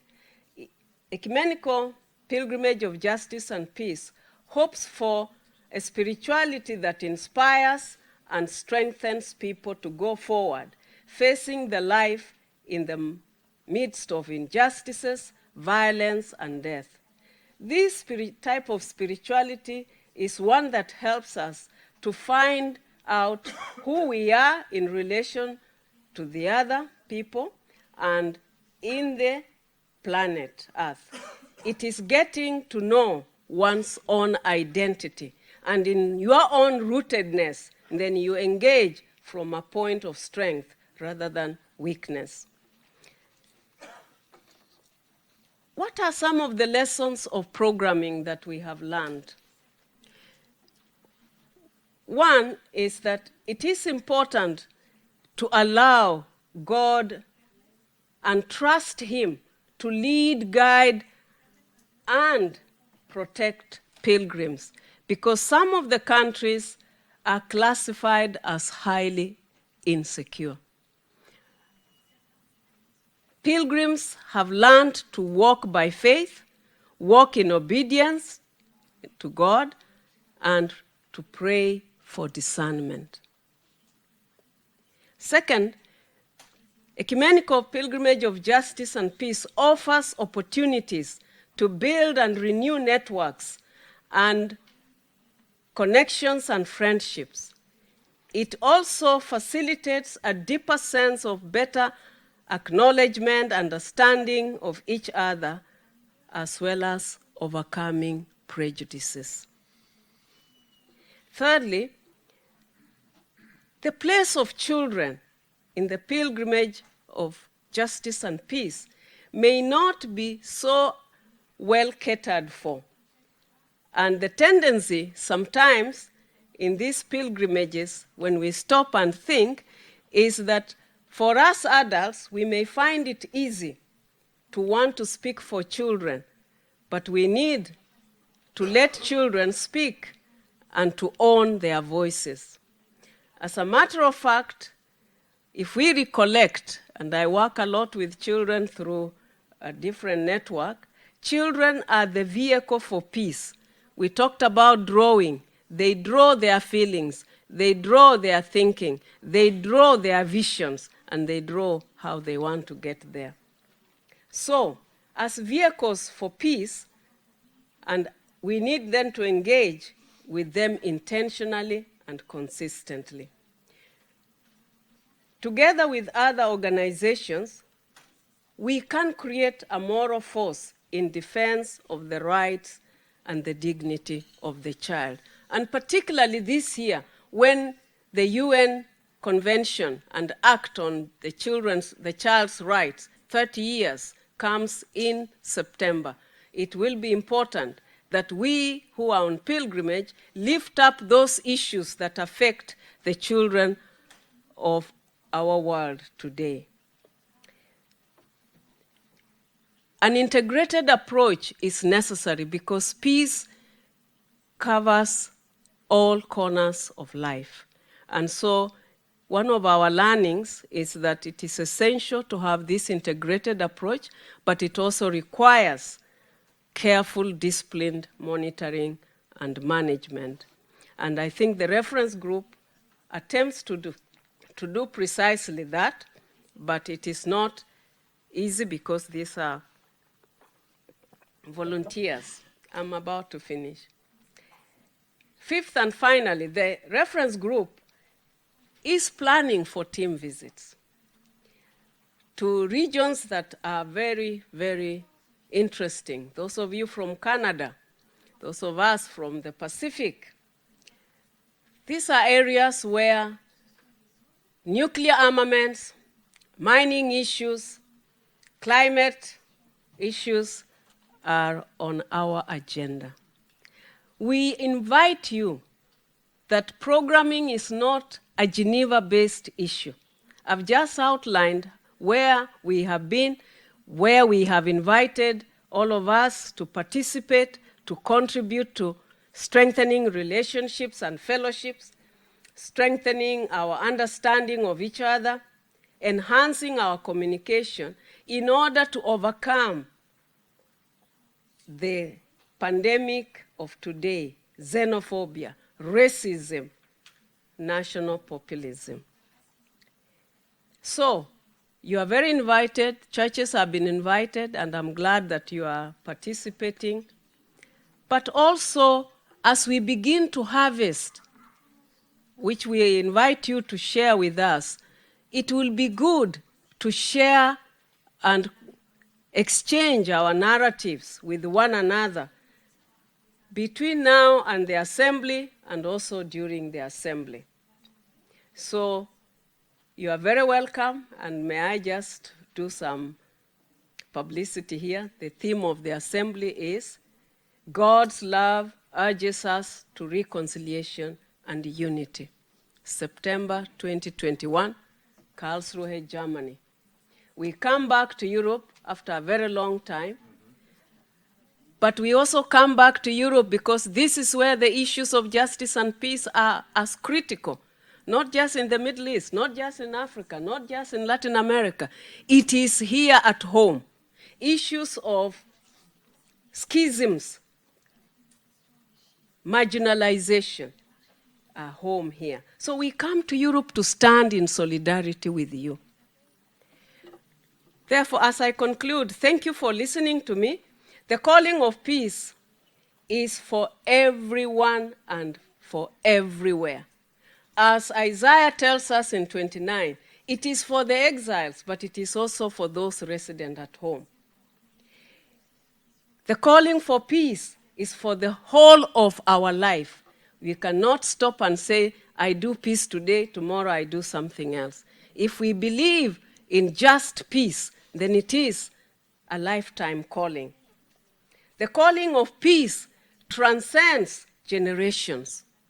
And I hope that during this time here, intergenerational linkages, memories, both positive and negative, can be brought to surface in order to allow us to move more deliberately into the future. So, brothers and sisters from the Mennonite family, you are very welcome to join the boat.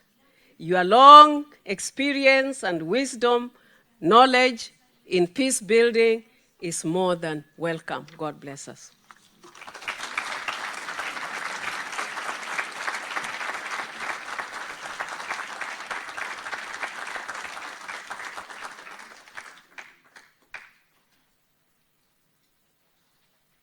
Music is a powerful tool that can influence behavior, shape culture, and strengthen social bonds. With 2 billion people living in fragile and conflict-affected states, Musicians Without Borders uses music as a means to address the needs of societies divided and affected by conflict. Music helps people affected by war rediscover connection. Music raises the voices of the unheard. Music is our collective voice for social justice and peace. Music is a stepping stone toward lasting social change. Working in some of the world's most vulnerable communities, Musicians Without Borders programs impact thousands of young people every day through music. We use music as a tool to build connections, foster empathy, and shape communities. Today and every day, join us in opposing war and stand with us for peace through music.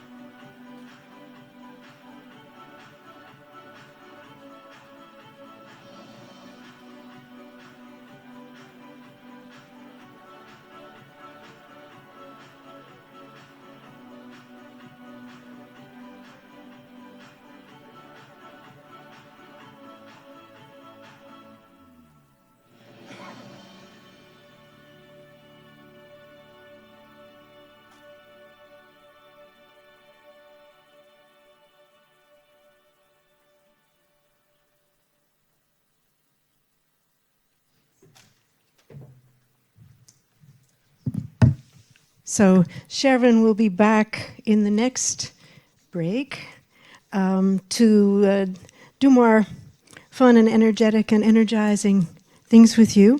But we've combined a few things in order to help save a little time as it's getting a bit late.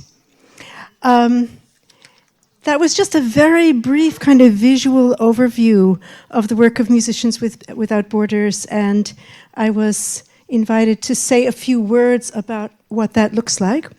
I found another piece of inspirational writing from John Paul Lederach that I would like to share with you, because to me it's interesting to wonder why it's important to use the arts in general and music in particular, and what this approach can contribute to peace building.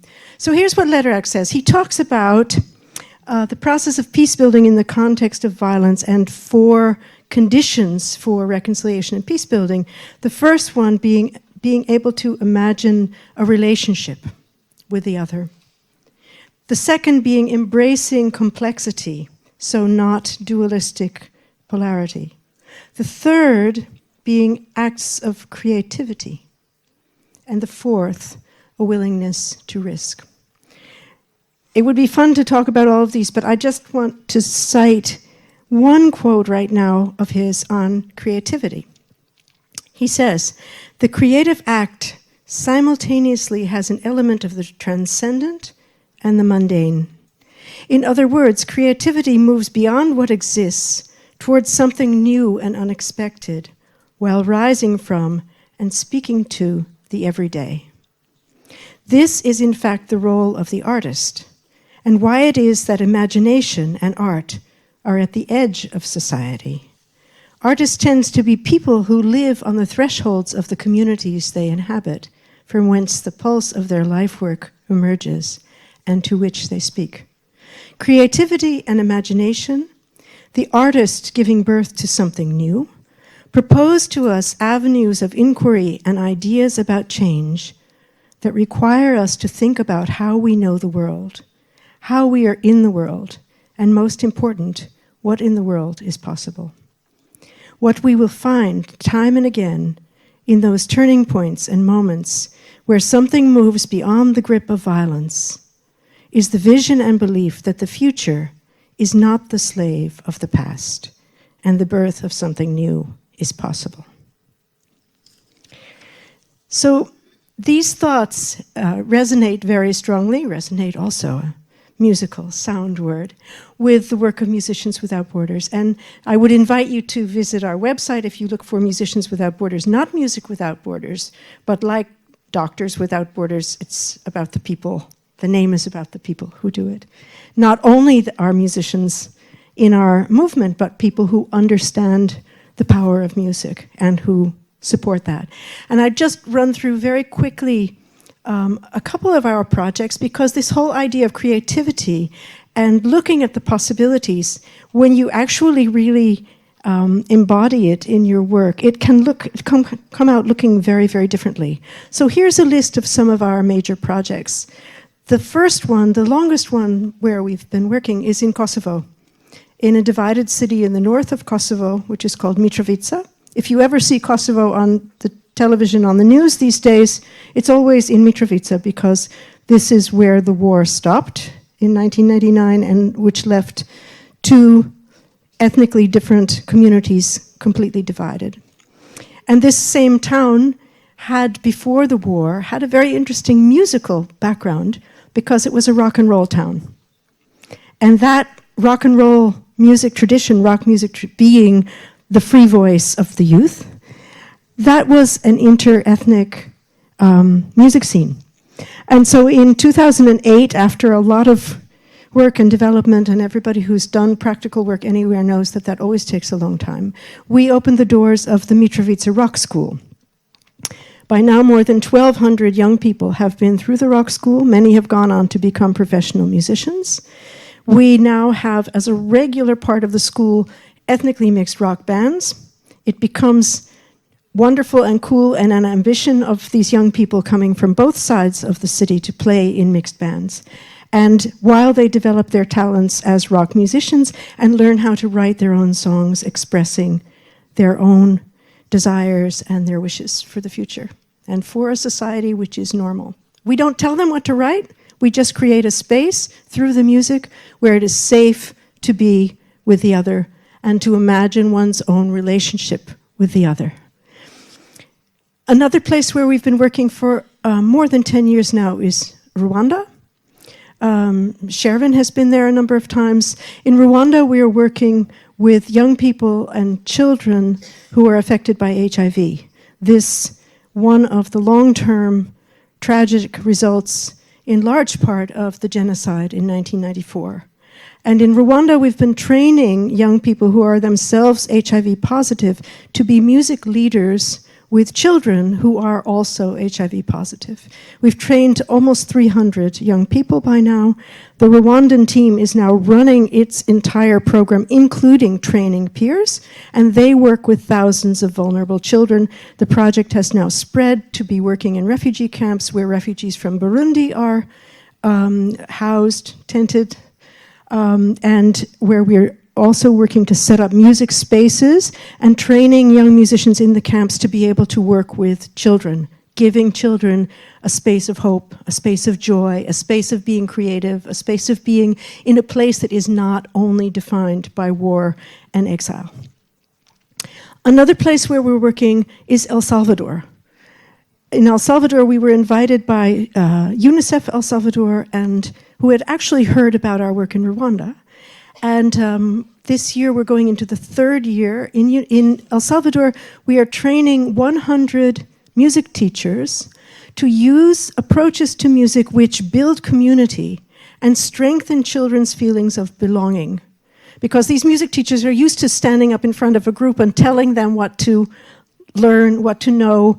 This is note this is chord that, this is right, this is wrong.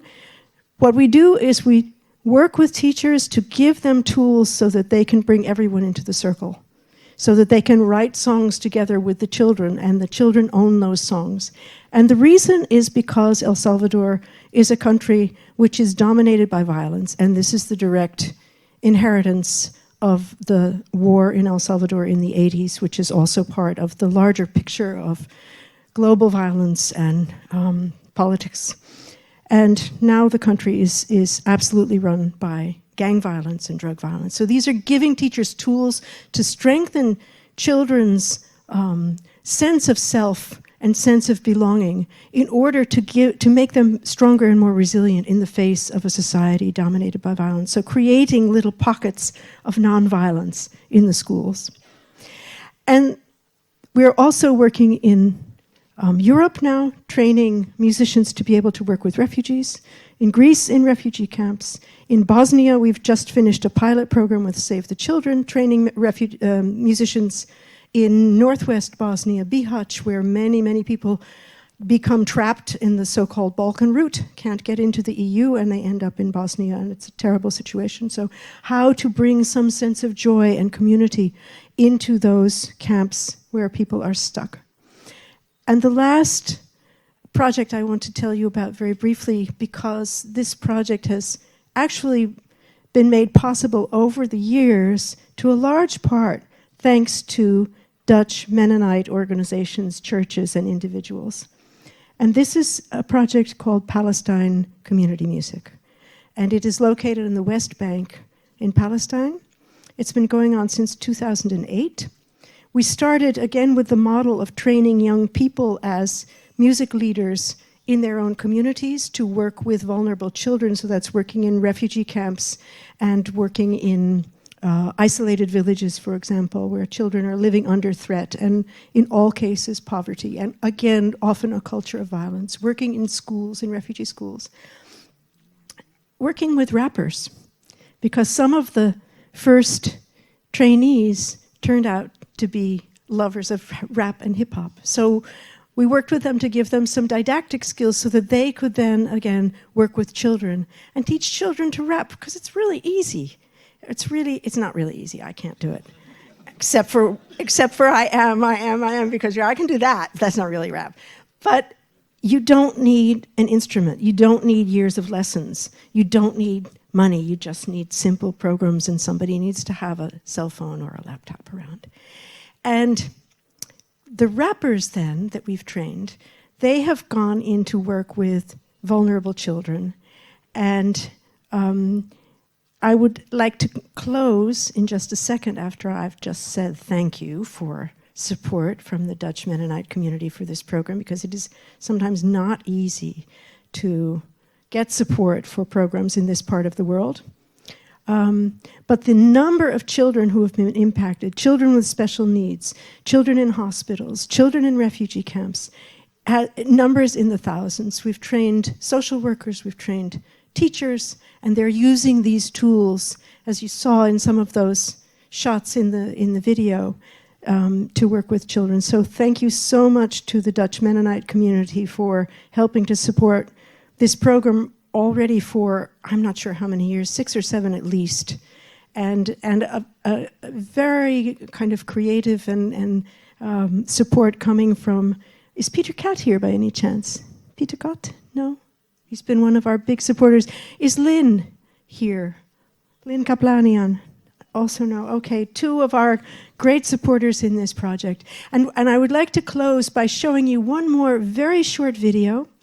And what this is 2 young Palestinian rappers working with children in a center for palliative care. That is, the children are ill and they have pain.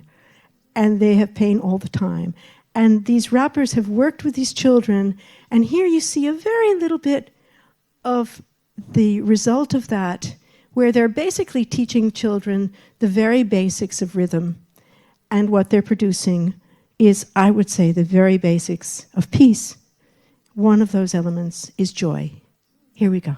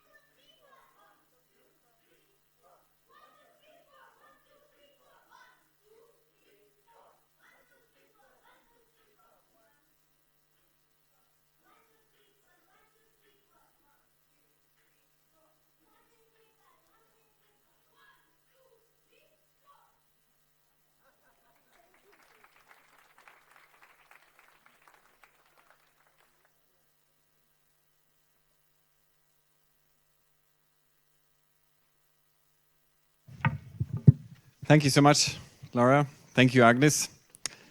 You realize this is a long program, right? How does it feel? I mean, you didn't come here just for, you know, hanging around, talking to each other. This is hard work, right?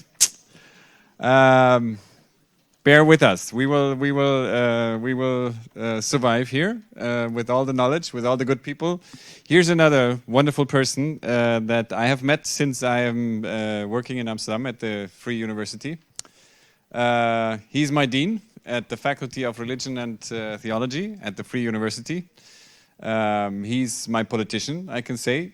He's serving in a political party that is very sympathetic with my political goals, although we have our debates.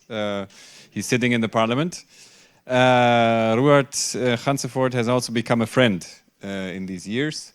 I must say we have seen have shared some moments, Ruard, and there are some joys that we have shared, but also some burdens that we thought like, yeah, what is this time in the faculty, and what is this time in this country, and what is this time in this world? How do we organize ourselves? Ruard has given us Mennonites a huge space in the faculty, I must say, and this is the moment also to thank you for that, Ruard.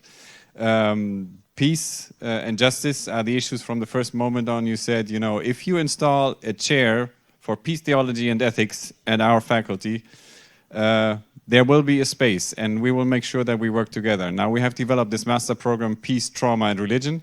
He's the expert on trauma studies. This is where I learned from you a lot, and I hope to continue to do that, and so on. I could talk for the rest of this afternoon, but you people are getting tired. You want to listen to this man. Thank you for being here. Robert. Thank you all.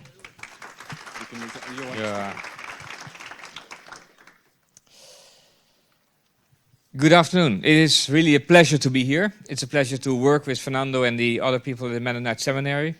It's great to have a faculty that we are able to work together with a bunch of people from all kinds of religions. It's an interreligious faculty, and I think in today's world that's a very meaningful situation to explore issues of religion as society, issues of the traditions that people come from, but also the world that we live in and the issues that are so painstakingly important to us. And peace, of course, is one of them. Maybe in terms of a little bit understanding of the diversity that we have in this room already, which one of you is in favor of peace? So who's against peace? Not much here. I think if you would ask this question in another room, you would get the same answer. So what is it that, on the one hand, we all would like to have peace, we believe in peace, we hope for peace, and at the same time, there's so much situation in which we are not able to overcome our differences. For me, that's one of the crucial questions to work on, and one of the key elements for me, at least in my understanding, is the issue of trauma. There's a saying that has been used as a slogan by War Child, one of the organizations, NGOs. You can take a child out of war, but how do you get war out of a child? And I think that's not only for children, it's for the adults as well.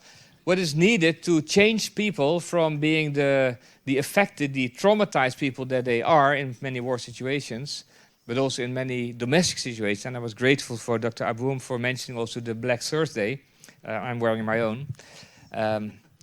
Because we are not only seeing the vast number of people who are traumatized by war situations, but also by sexual violence and domestic violence in their local context. And the places that we sometimes think are the most safe places in the world, families, are in fact for many children and even adults the most dangerous ones.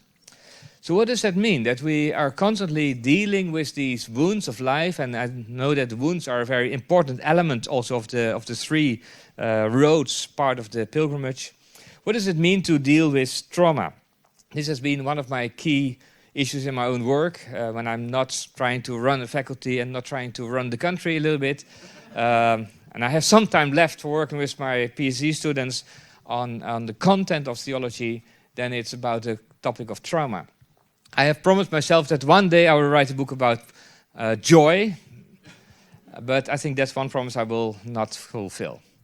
Because somehow for me the issues of pain, of the wounds, of the dark side of life are much more relevant, are much more pertinent to theology, are much more challenging, and are, well, in that sense, much more interesting. And I hope that our students, and that was one of the questions that Fernando gave me, that our students will learn from that, to really focus on issues of trauma.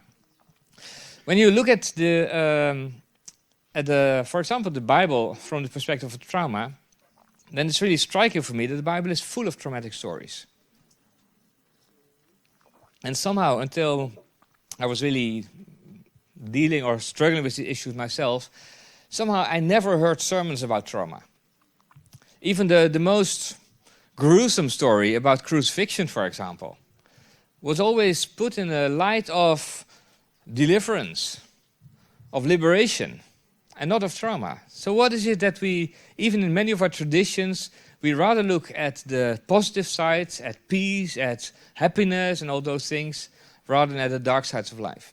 And I hope that our students are learning to look with a keen eye on what precisely trauma is. To look at it on the individual level, but also on the collective, even on the political level.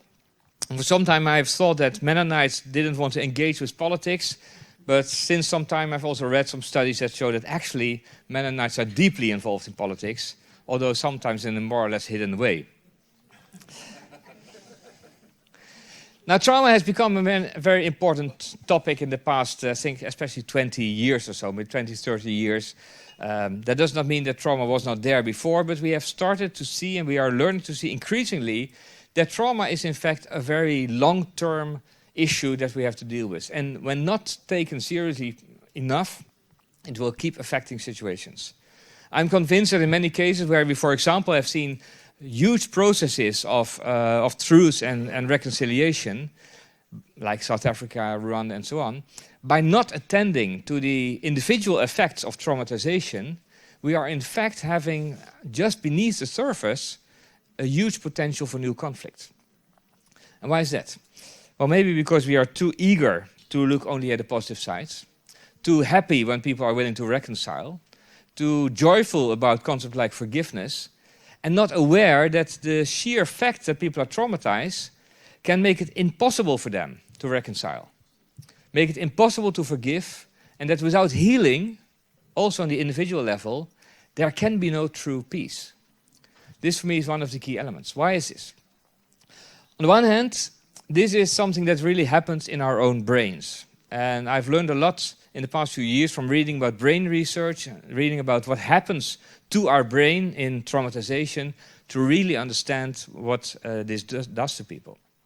Last year, I had the privilege, and in a few weeks' time I will go back, to visit the Democratic Republic of Congo, to work with local NGOs on the issues of how does trauma function in your pastoral work. What does it mean to work with a congregation, with a community that has been deeply traumatized, and how do you use your skills, but also your theology and your understanding?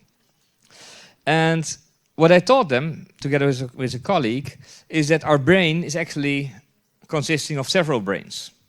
The most fundamental part, the oldest part of our brain, if you have to believe evolutionary psychologists, but even if you don't, just look at a baby.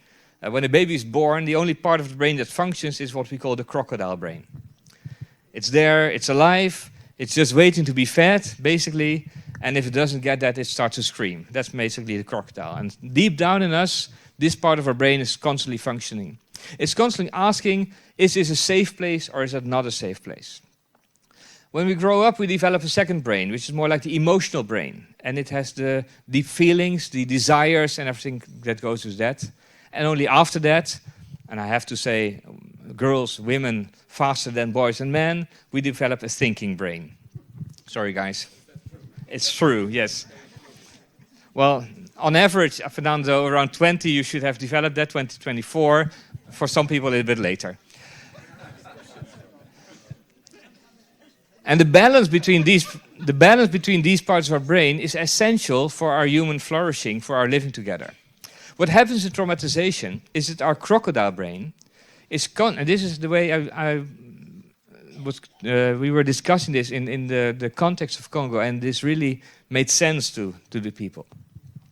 Our crocodile brain is constantly activated because of the violence, of the dangers that we see around us. And if we don't develop the skills, and if we don't develop the healing for the crocodile to cool down, then we are not able to have the adult, let's say the thinking relationship in which we can discuss, in which we can negotiate forms of reconciliation. Well, we can try to do so. Of course, we can act as if, but deep down we are constantly full of fear. Deep down we are not able to really trust the other person. Deep down our mind is splitting the world between good and bad people. And if the other person is the enemy, then he or she cannot be trusted. Now imagine that you're trying to build a peace process with people who are deeply traumatized and who are all of them only thinking in black and white. Either you're my friend or my enemy. Well, how can you be my friend if I've learned to see you as my enemy?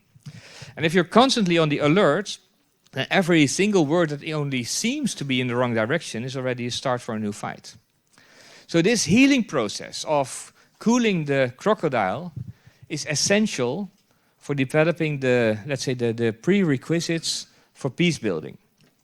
So this is just the, let's say, the very basic knowledge about how our brains are functioning and how we respond to issues, how we respond to situations, and how we are not always the rational people that we would like to be, and that, of course, it would be helpful if we were always rational, but we are not. And to understand that, I think, is an essential part for understanding the needs for peace building, but also for understanding theology. And this is the second part I want my students to learn. that theology is essential to understand many of these issues and helps us to reflect on the fundamental questions, but that in many situations, theology is only like the subtitles to reality. Theology is not reality itself. We've had students, even colleagues, who would say, well, we see a major issue in a certain country where issues of peace building, reconciliation, and they say, well, if we would have the right theology, then things would change. I've never seen a country change with the right theology. I don't believe that's happening. I think theology is essential in terms of understanding what's going on. It's really helpful in developing new discourses, in changing language, in bringing hope and all that. But basically, theology is only the subtitles to what's going on. It helps us to understand, but it's not the real thing that has to be changed. And for that reason, we have to think about how we use our theology and what kind of subtitles we use. And so this is my second aim, if you would say so. Trauma, in that sense, and I already mentioned it, trauma is very close to the religious traditions. In fact, I would say every religious tradition has traumatic experience at its core. In Christianity, in the Jewish tradition, but also in Islam, in Buddhism, in Hinduism, the key narratives of our traditions are full of traumatic episodes. Let's just hear a few. If I would say, what is your favorite traumatic episode from the Bible? Please raise your hand. Who? I see your hand moving. Maybe it's not raising, but you moved your hand, so you're the first. What's your favorite traumatic episode from the Bible? The crucifixion. Who's next? The? Cain and Abel, yes. That's the First World War. Did you know that? The First World War, where half of the population was directly involved, and 1/4 of the whole world population was killed. What's your favorite traumatic narrative? From the Bible. For example, Jonah. Anyone else? Case? Exodus. David and Goliath. I can imagine Philco.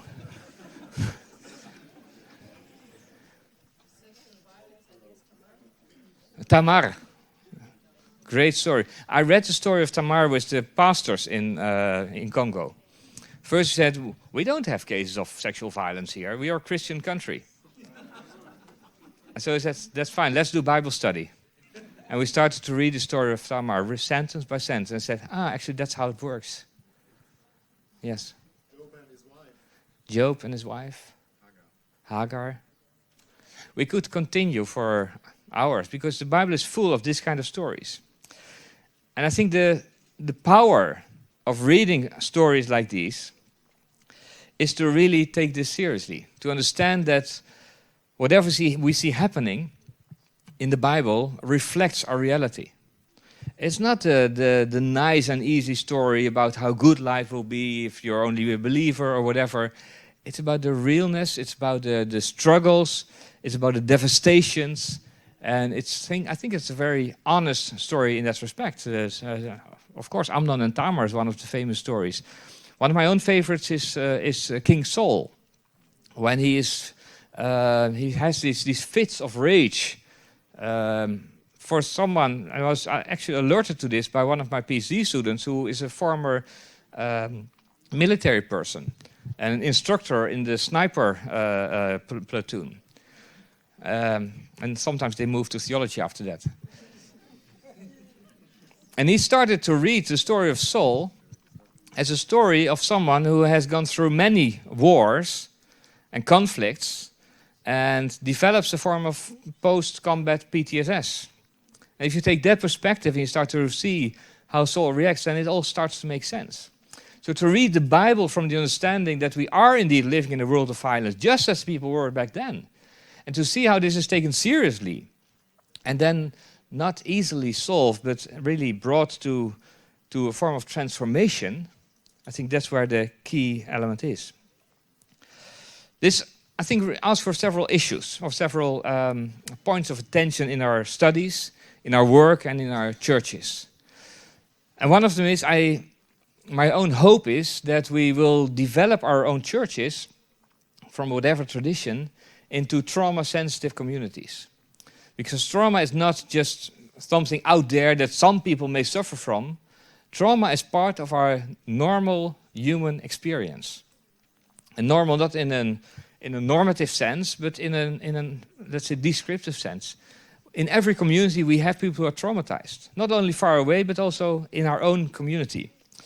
So trauma-sensitive communities is one of my key issues, which means attention for what's happening, which also means looking at the spiritual sources for coping, and which means struggling for what I would say the three aims of liberation, justice, and healing, and keeping those three together. Healing also on the individual level, justice, which is also the interpersonal and the intergroup, and liberation, which I think is essential in a combination. And in that respect, let me conclude by sharing one of my favorite biblical stories, read from this trauma perspective. In the book of Mark, the Gospel, there's a story of the man who is possessed by the demons. I love demons. I love demons as a concept. That's the difference. I love demons as a concept because I think it really portrays the power and the devastation of trauma. Demons as the force that comes from the outside, enters into our life, and remains there as an effect long time after the original event where it may have started. That's, I think, a nice way of looking at demons. Now, in the story of Mark 5, we have this man, and this is in the land of the Gerasenes. It's a land that is occupied. It's a land that's under possession, so everybody who lives there is in fact a prisoner. And this man symbolizes the imprisonment of the whole people. And he is possessed, they say. And they don't know how to handle him because he's living in between the graves and he's dangerous and he has all these unpleasant things that traumatized people can have. Because traumatized people are not necessarily nice people. They can be manipulative, they can be violent, they can be destructive and all that. And that's part of their reality and of their experience. And this man is all like that. And then there's Jesus. And unlike the men and the women in the village, he's not afraid of him. He just walks up to him, and I will give you my own, I have to confess, my own simplified reading of the text. And he says, "Hi." This is the simplified version. He doesn't have a strong message. He just sees this person, and he makes a connection, a very personal connection. And then this man says, "What are you doing here?" And Jesus doesn't give him a clear answer. He's just there. He's just present. And I think this presence is the key issue. And he says, "What's your name?" He's interested. He's asking for who are you as a person. And of course, the man says, you know the story maybe, says, "Well, we are with many. We are a legion." Okay, Jesus says, and he doesn't say, "Well, that's good or that's bad." He just, that's the reality. And then this legion says, "Will you allow us to go into the flock of the herd of the swines?" And Jesus says something like, "Well, if that's what you want, I mean, I would have chosen a different direction, but if you want to go into the swine, be my guest."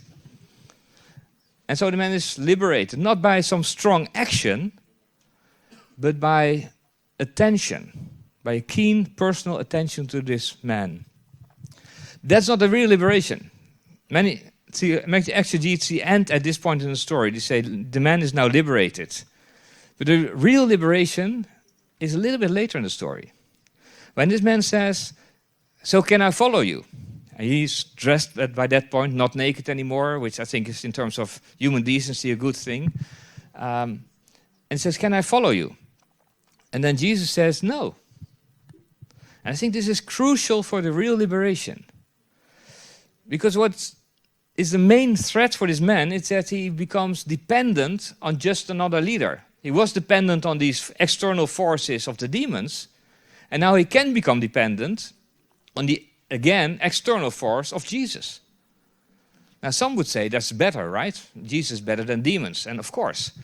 But if it doesn't change the dependency, then the man is still not liberated. So the beauty of the story for me is not only that this man is taken seriously, is done justice, is liberated from what was happening inside, is healed, but he's also put by Jesus in a position of real liberation, of not so much autonomy, but responsibility, agency. And Jesus does not take away the agency of this man. For me, this is one of the powerful stories of what traumatization can mean, and how working with people who are traumatized, using the biblical examples, the biblical stories, using the sources that our traditions can offer, can be conducive to this combination of the three words. The liberation, yes. The justice, yes. But also the personal healing. Without personal healing from trauma, I'm convinced real peace building will not be possible. Thank you.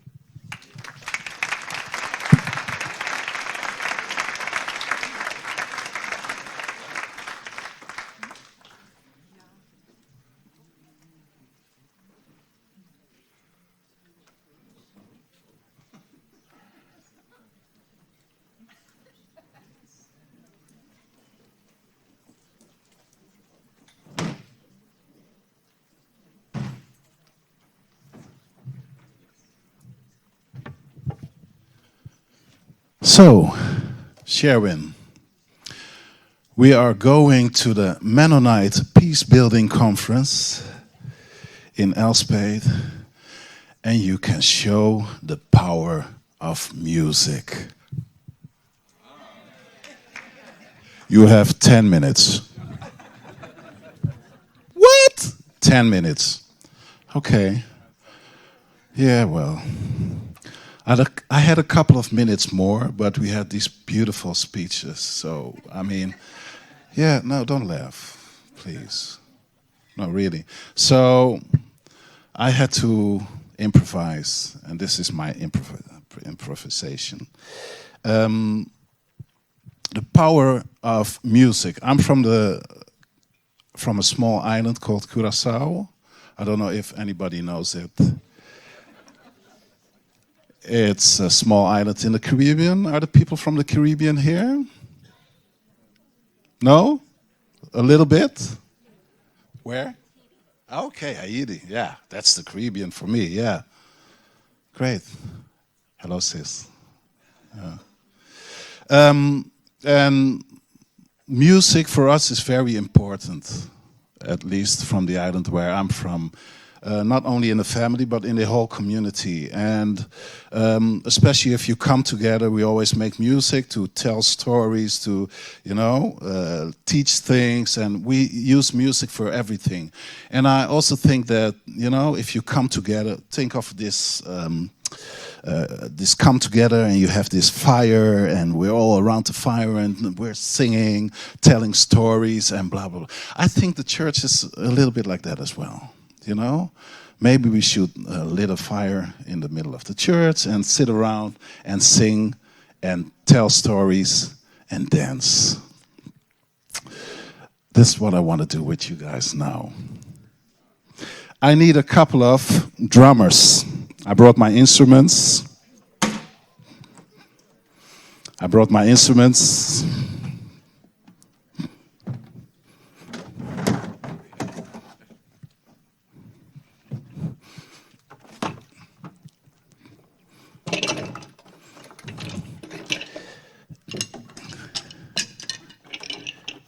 Let's see. These are my instruments. Who wants to be a drummer? Come on down and be a drummer. Who wants to be? Come on. Yeah. I need a couple of drummers. Never. That's not a problem. Give them a big hand. Yeah. Here you go. Just sit down here. Sir, you can sit down here, yeah. Yeah, this is the stage, right? Okay. Sir, come here. This is going to be your instrument.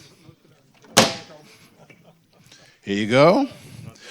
Sir, sit down here. And this is your instrument. You can come and stand here, because this is going to be, yeah, this one is yours.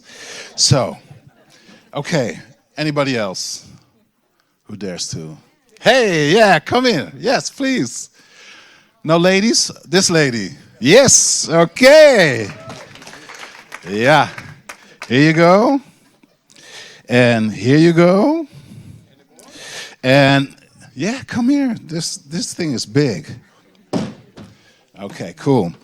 So, yeah, you need the sticks. Hold on. 2 for each. Yeah, exactly. Yeah. You can play with your hands, sir. Yeah, hey, there you go. You can play on the side, but you can also do this. Whatever you like to do. Yeah. Okay. So, ladies and gentlemen, may I have a big applause for this Mennonite rocking group. Okay.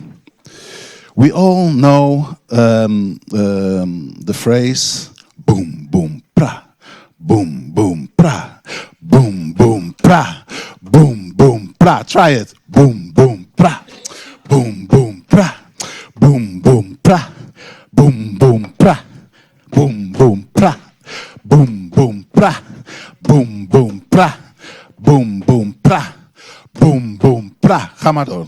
Just go on. Yeah. Nice. I love this. Go on.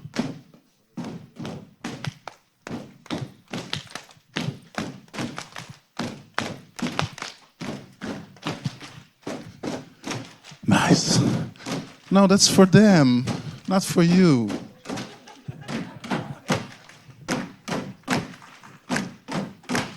You know what?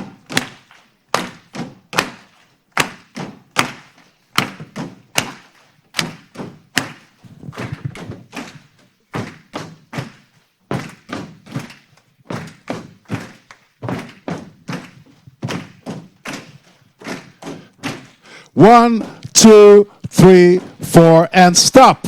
2, 3, and 4, and.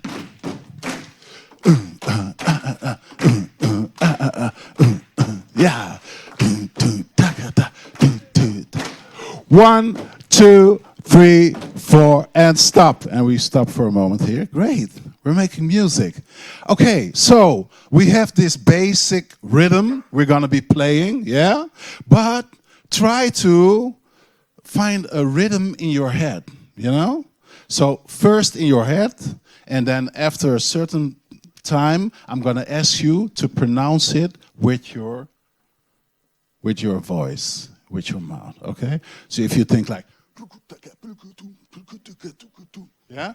Don't say it yet. Try to rehearse it in your head at first, and then we're going to do it. But first, we're going to play the rhythm again. We still know the rhythm? 1, 2, 3, and 4, and. Think of a rhythm in your head. It could be.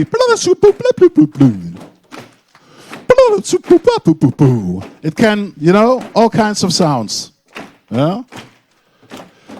When I count to 4, I want to hear those rhythms. Yeah? Don't stop this rhythm, but just bring that other rhythm with your mouth. Here we go. 1, 2, 3, 4, and.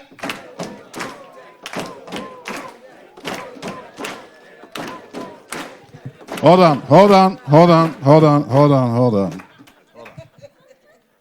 I know it's been a long day. I know you've traveled from far. I know. But this. Now,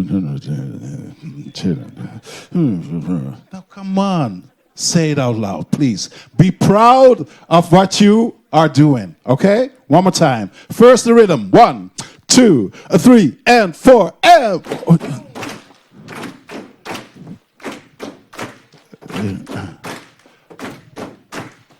Here we go.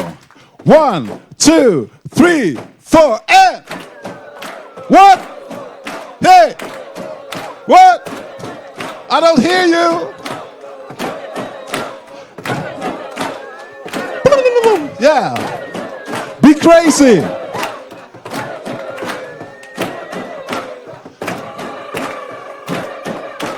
1, 2, 3, 4, and stop. 2, 3, and 4, and what?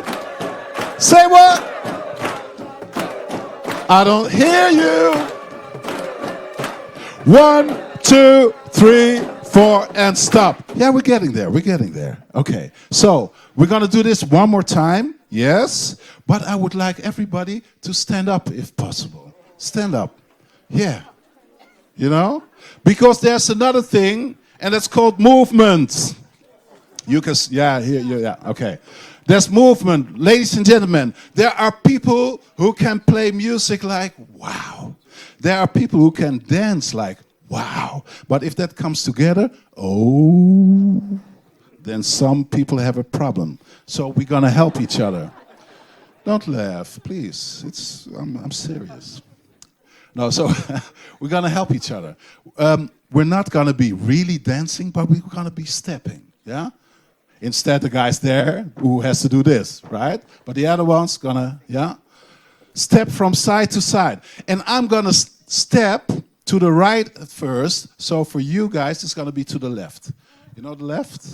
Yeah? Okay. Okay. Yeah? So let's try only the stepping. 1, 2, 3, 4, and step. Yeah, great. Okay, cool. Okay, thank you. Yeah. So, rhythm first. Then I count to 4. I count to 4, we start the rhythm with the stepping. Then I count to 4, the voice comes. Then I count to 4, the rhythm stops, and only the voice sounds. Okay? Yeah, and then you follow me. Are we ready? Are we still having fun? Are we still having fun? Mennonites, are we still having fun? Yeah! Here we go. Rhythm. 1, 2, 3, 4, and...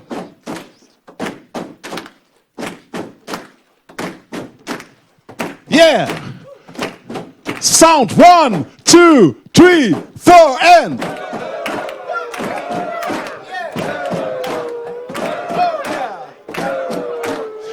Oh yeah! Only the voices. 1, 2, 3, 4, and...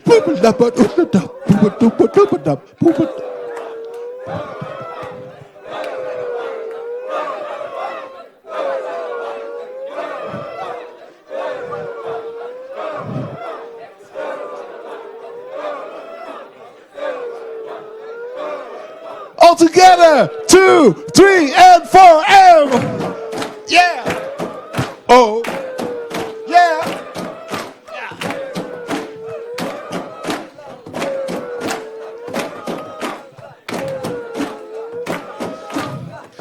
Okay, I count to 4, and then you guys stop, and they stop. Keep playing.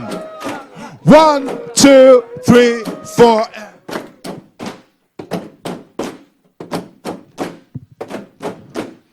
The voices. Only the voices come with them. 1, 2, 3, 4.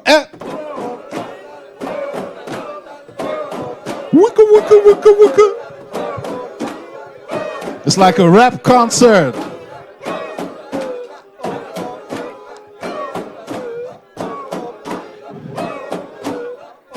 Here we go. 1, 2, 3, 4, and stop. Thank you very much. May I have a big applause for these brave people here with their instruments. And thank you all.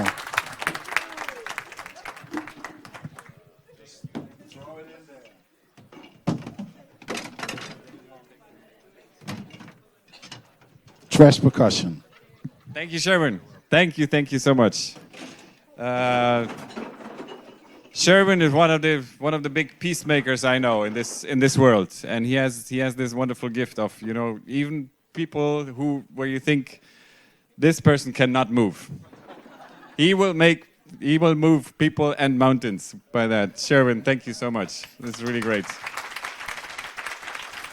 It's a gift. Rachel, now, sorry for being a bit late for your lecture, for your keynote. It is wonderful that you are here. Thank you again, Rachel, for stepping in for John-Paul Lederach, first of all. You know, I have to tell you this.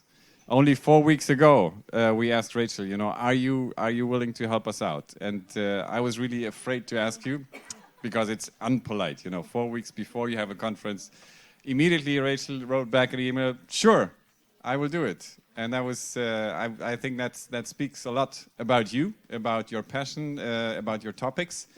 So you're not just a professor of history, you seem to be a person with this passion of doing research, finding out things, and not afraid of difficult topics, as we all do when it comes to peace building and justice.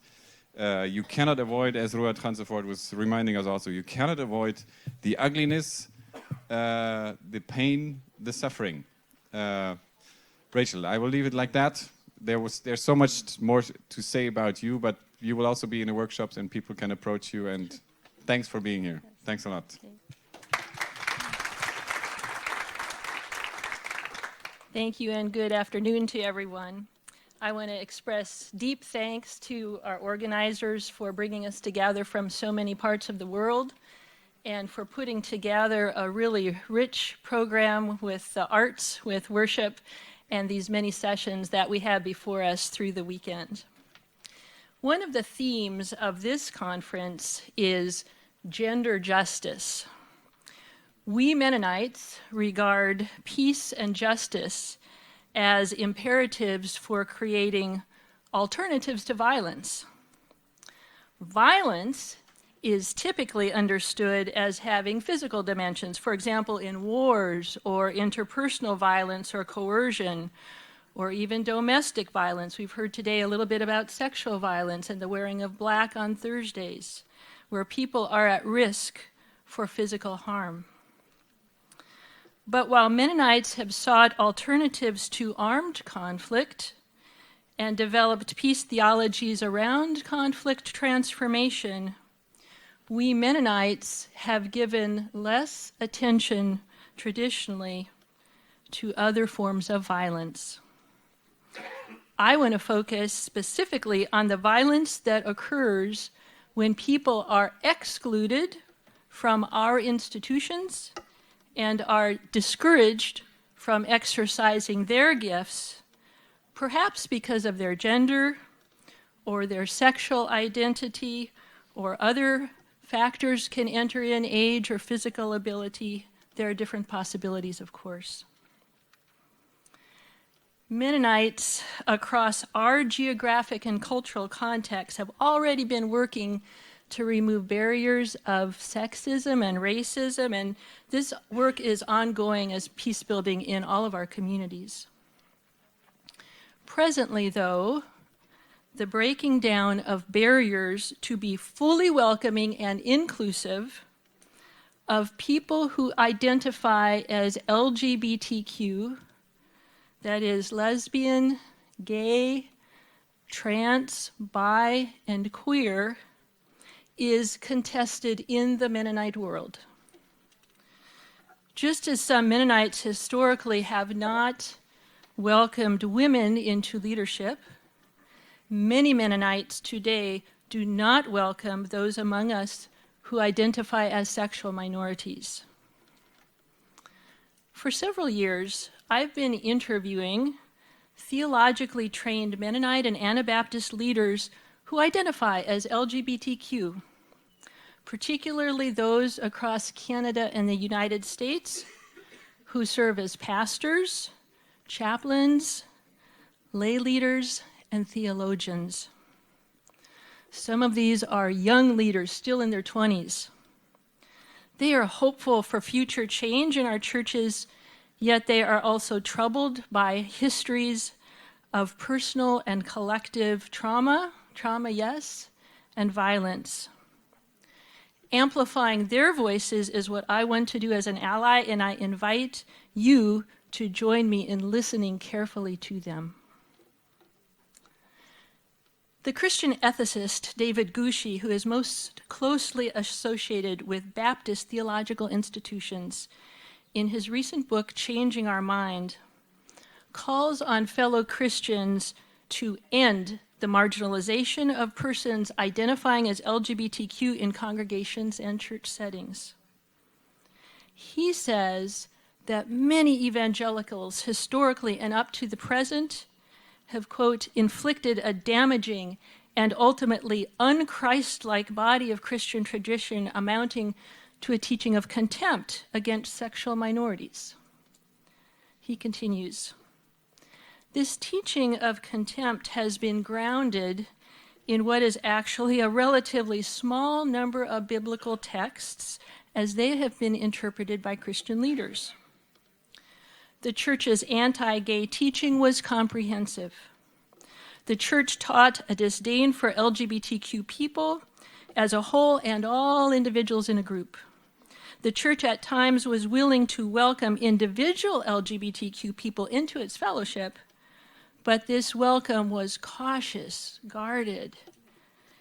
LGBTQ people were often relegated to second-class status, especially in relation to questions of leadership in the church.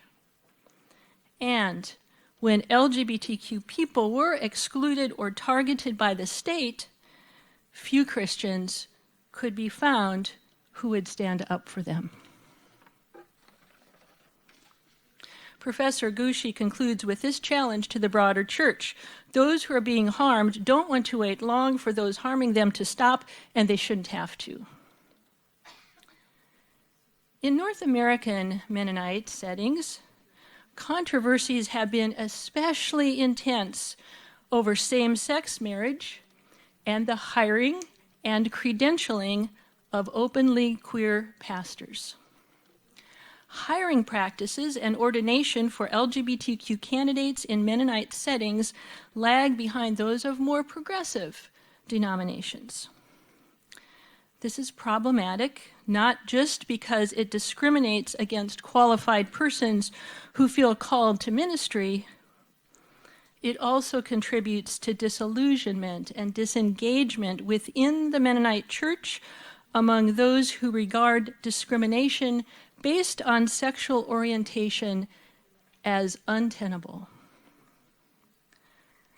In Kansas, in the US, in Kansas where I live, some pastors have officiated marriage ceremonies of LGBTQ couples, and certainly this will continue following the landmark 2015 US Supreme Court case that legalized same-sex marriage in our country. Yet many queer persons in Mennonite congregations are also weary from painful experiences of exclusion. There is a famous phrase in Western legal culture, with all deliberate speed. These words refer to the United States Supreme Court's ruling in one of our most cherished civil rights cases, Brown versus the Board of Education. The Brown case concerned public schools in my home community of Topeka, Kansas. During the era of the early 1950s, many public schools across the country were segregated by race. But in 1954, now 65 years ago, the court unanimously struck down segregation policies in public schools, not only in Kansas, but across the entire nation. The justices knew that segregationists in our southern states would resist a sweeping legal decision that would place brown and black children in schools alongside white children. With this coming turmoil looming, the justices ordered lower federal courts to enter such orders and decrees to admit to public schools on a racially non-discriminatory basis with all deliberate speed. From 1954 onward, as civil rights advocates sought to implement this decision, they worried that the phrase, all deliberate speed, was code language for slow. And that those white segregationists resisting the new inclusive mandate for schools would be allowed to drag out the integration process for years and years and years. They had reason to worry. the process of desegregation would take a very long time to put into practice. Ultimately, this case proved foundational for the modern civil rights movement and even served as a model later in post-apartheid South Africa.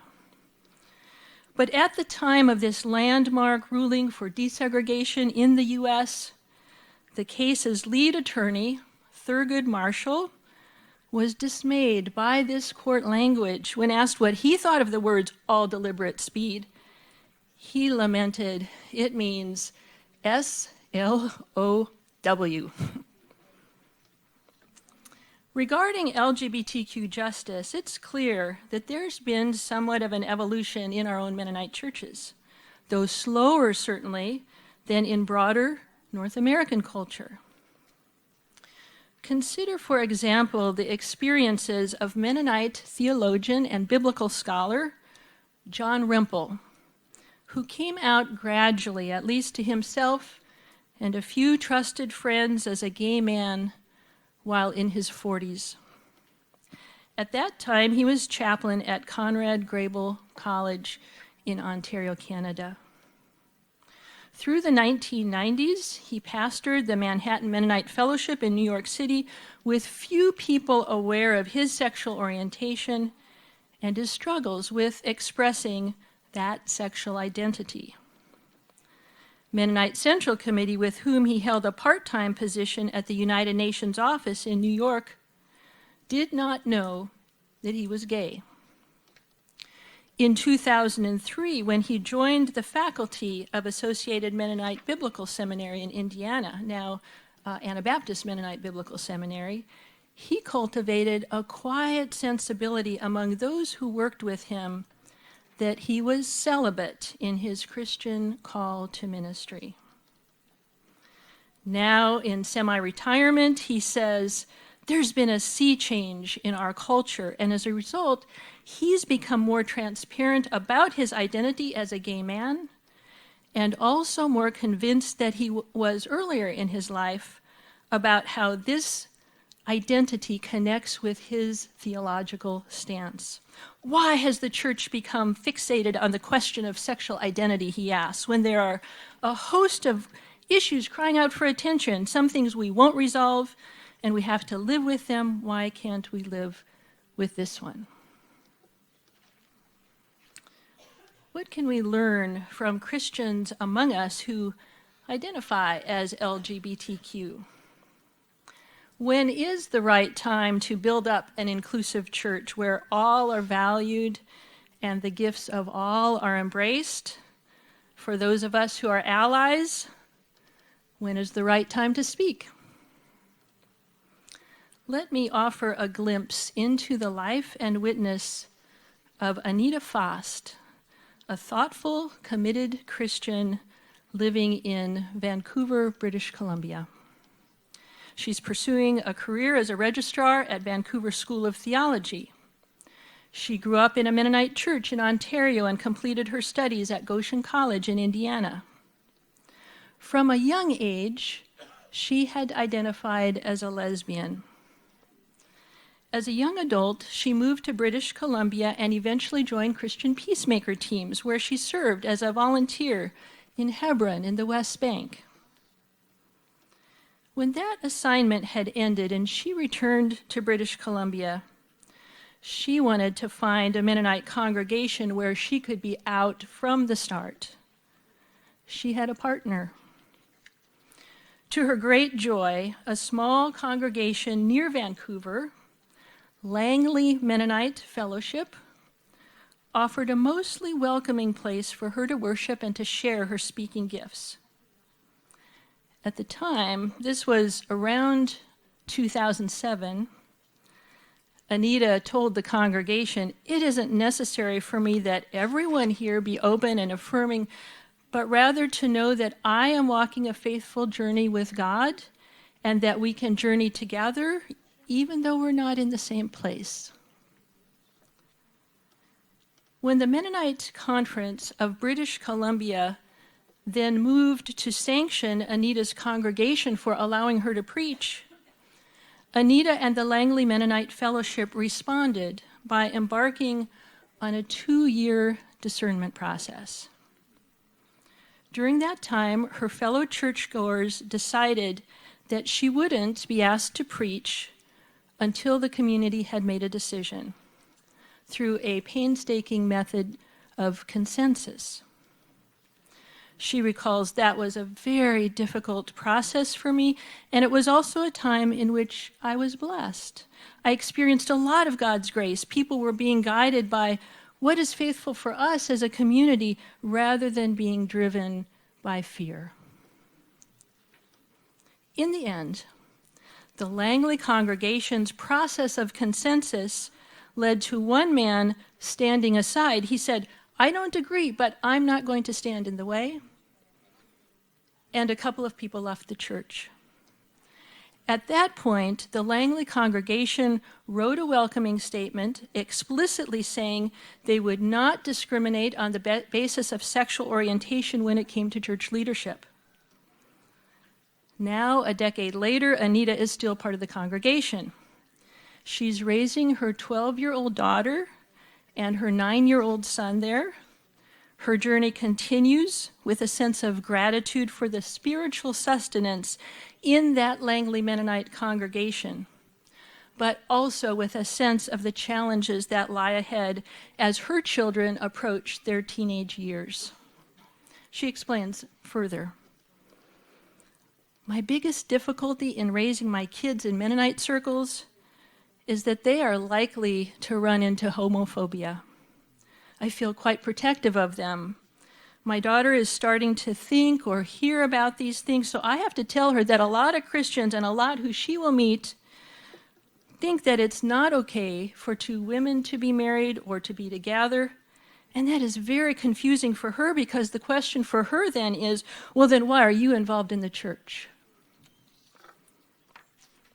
Reflecting on her own decades-long journey, Anita Faust laments that the two most significant calls God gives one, a covenanted relationship and a call to leadership, are off limits to historically marginalized Christians in many, many churches. All deliberate speed. We Mennonites, with our varied congregations and conferences, reflect multiple expectations across our communities and regions. Our practices regarding LGBTQ identified leaders are not set in stone, they're not fixed.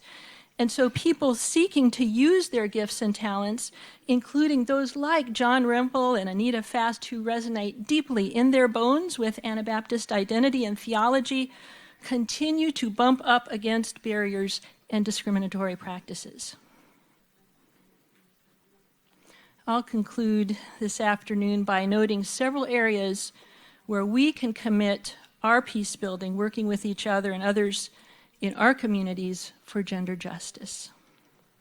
First, Anabaptists the world over continue to break fellowship with each other and then realign over differing scriptural understandings and traditions. As we work at reconciliation, we should eliminate barriers in our Mennonite institutions that leave a lingering impression that queer people are dispensable. Mennonite World Conference has work to do in this regard. At its most recent global assembly in 2015, Mennonite World Conference planners rejected proposed workshops that were intended to facilitate discussion of varying scriptural and cultural perspectives on LGBTQ identity. The activist and writer Lisa Shirk, who was at that assembly and protested the lack of attention to queer voices, asks, and I quote her, "How can Mennonites be proud of Mennonite peace building internationally while Mennonite World Conference silences our attempts at internal peace building?" We can urge Mennonite World Conference to be very receptive and very proactive in preparing for the upcoming assembly to be held in Indonesia in 2021. Mennonite Central Committee, for its part, discriminates in its hiring policies by insisting on celibacy outside of heterosexual marriage for those desiring to serve with MCC. This is despite the legality of same-sex marriage in multiple countries and the blessing of same-sex marriages in some of our churches.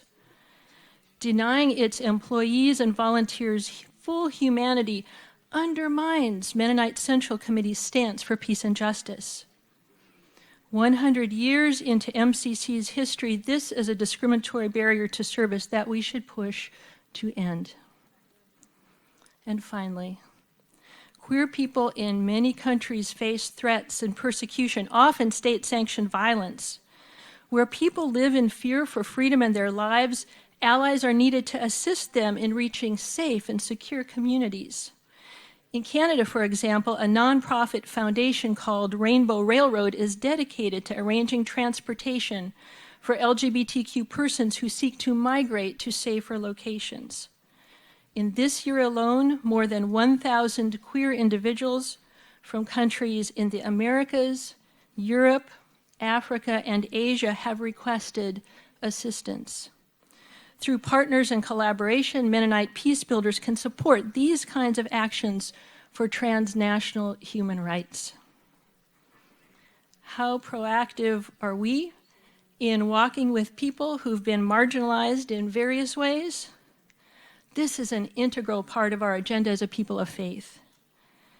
As Christians, we have been deliberating about LGBTQ justice, gender justice, for some time. It's been a slow process. May God grant us the wisdom and grace to move forward with all speed as followers of Christ's way, building up our communities and speaking out to embrace the gifts of all.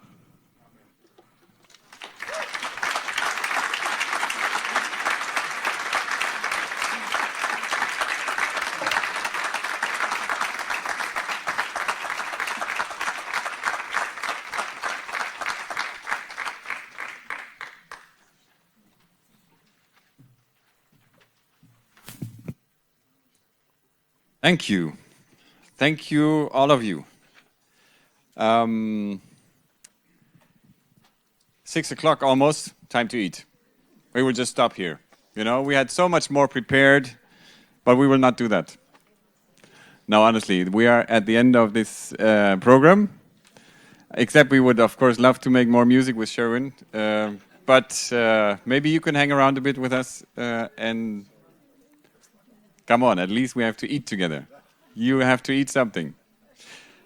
Can we invite our key speakers again, Agnes and Rachel and Ruad, to come on the stage, and also Laura and Sherwin, because you are the key people who have helped us so much during this afternoon, and we want to express our thanks.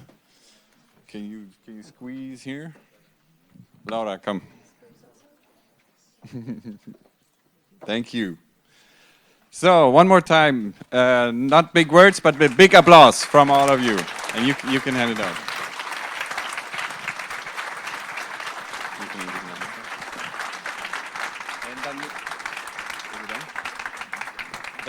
Daniel has helped. Daniel has helped all the time with the technical support, with his screens.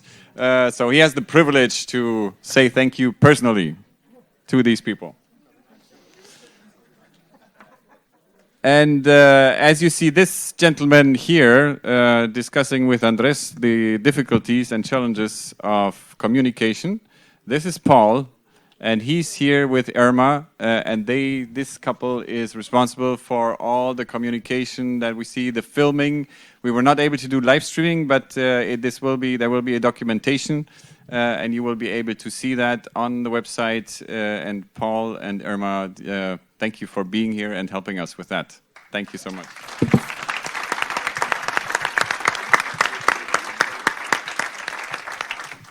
All right, Daniel, we have announcements, and we said this will be a long afternoon, and people all they want is not to hear announcements. So we put them on the screen. You may all be able to read those. Pick and choose what is important for you. But please, yeah, I will not even start to point out some of that.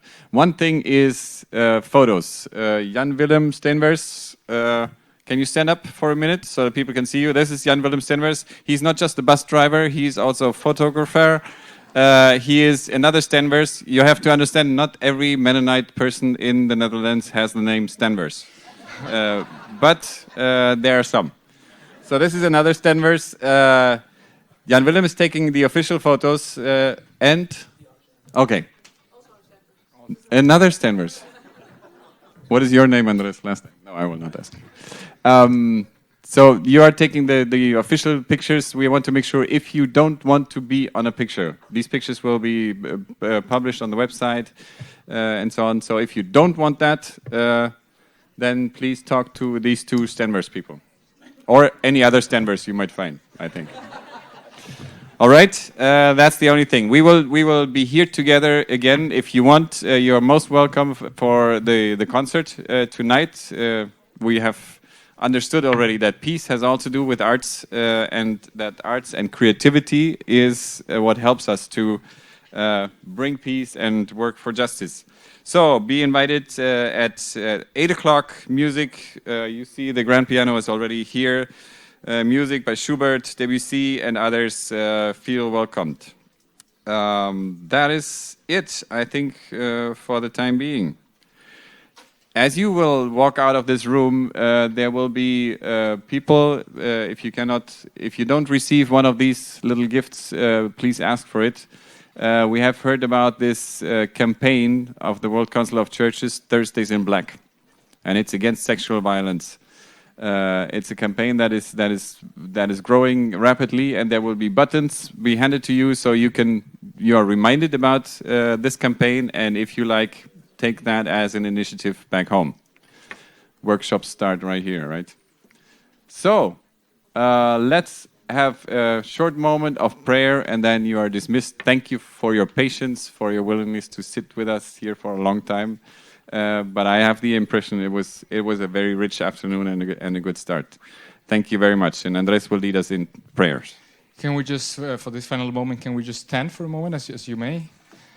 In a sign of our diversity, of how we understand the call for justice and peace, God's call for justice and peace in different ways, in different parts of the world, I will try to basically pray for a moment in my mother tongue, so that will be Spanish. So bear with me, and let's hope that we can understand each other, even as if we don't understand exactly the exact words, as many of us are challenged many times.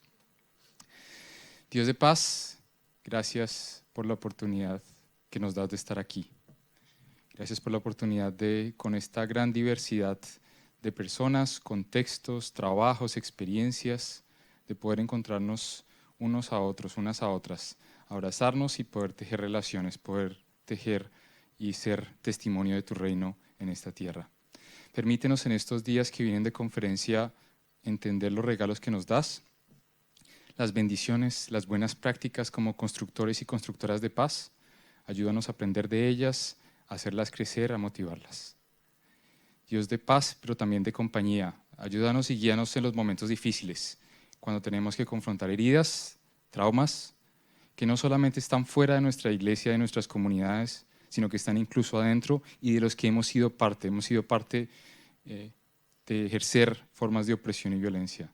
Ayúdanos a tener un ojo crítico, ayúdanos a tener la posibilidad de reevaluar y de arrepentirnos de las expresiones y de las formas en que hemos continuado la violencia y la injusticia.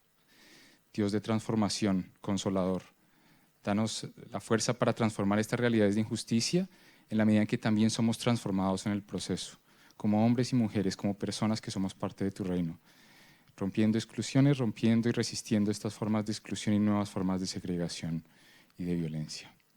Que sea este tiempo un tiempo de bendición para todos y para todas, para aprender y para crecer. Quedamos en tus manos, Dios. Amén.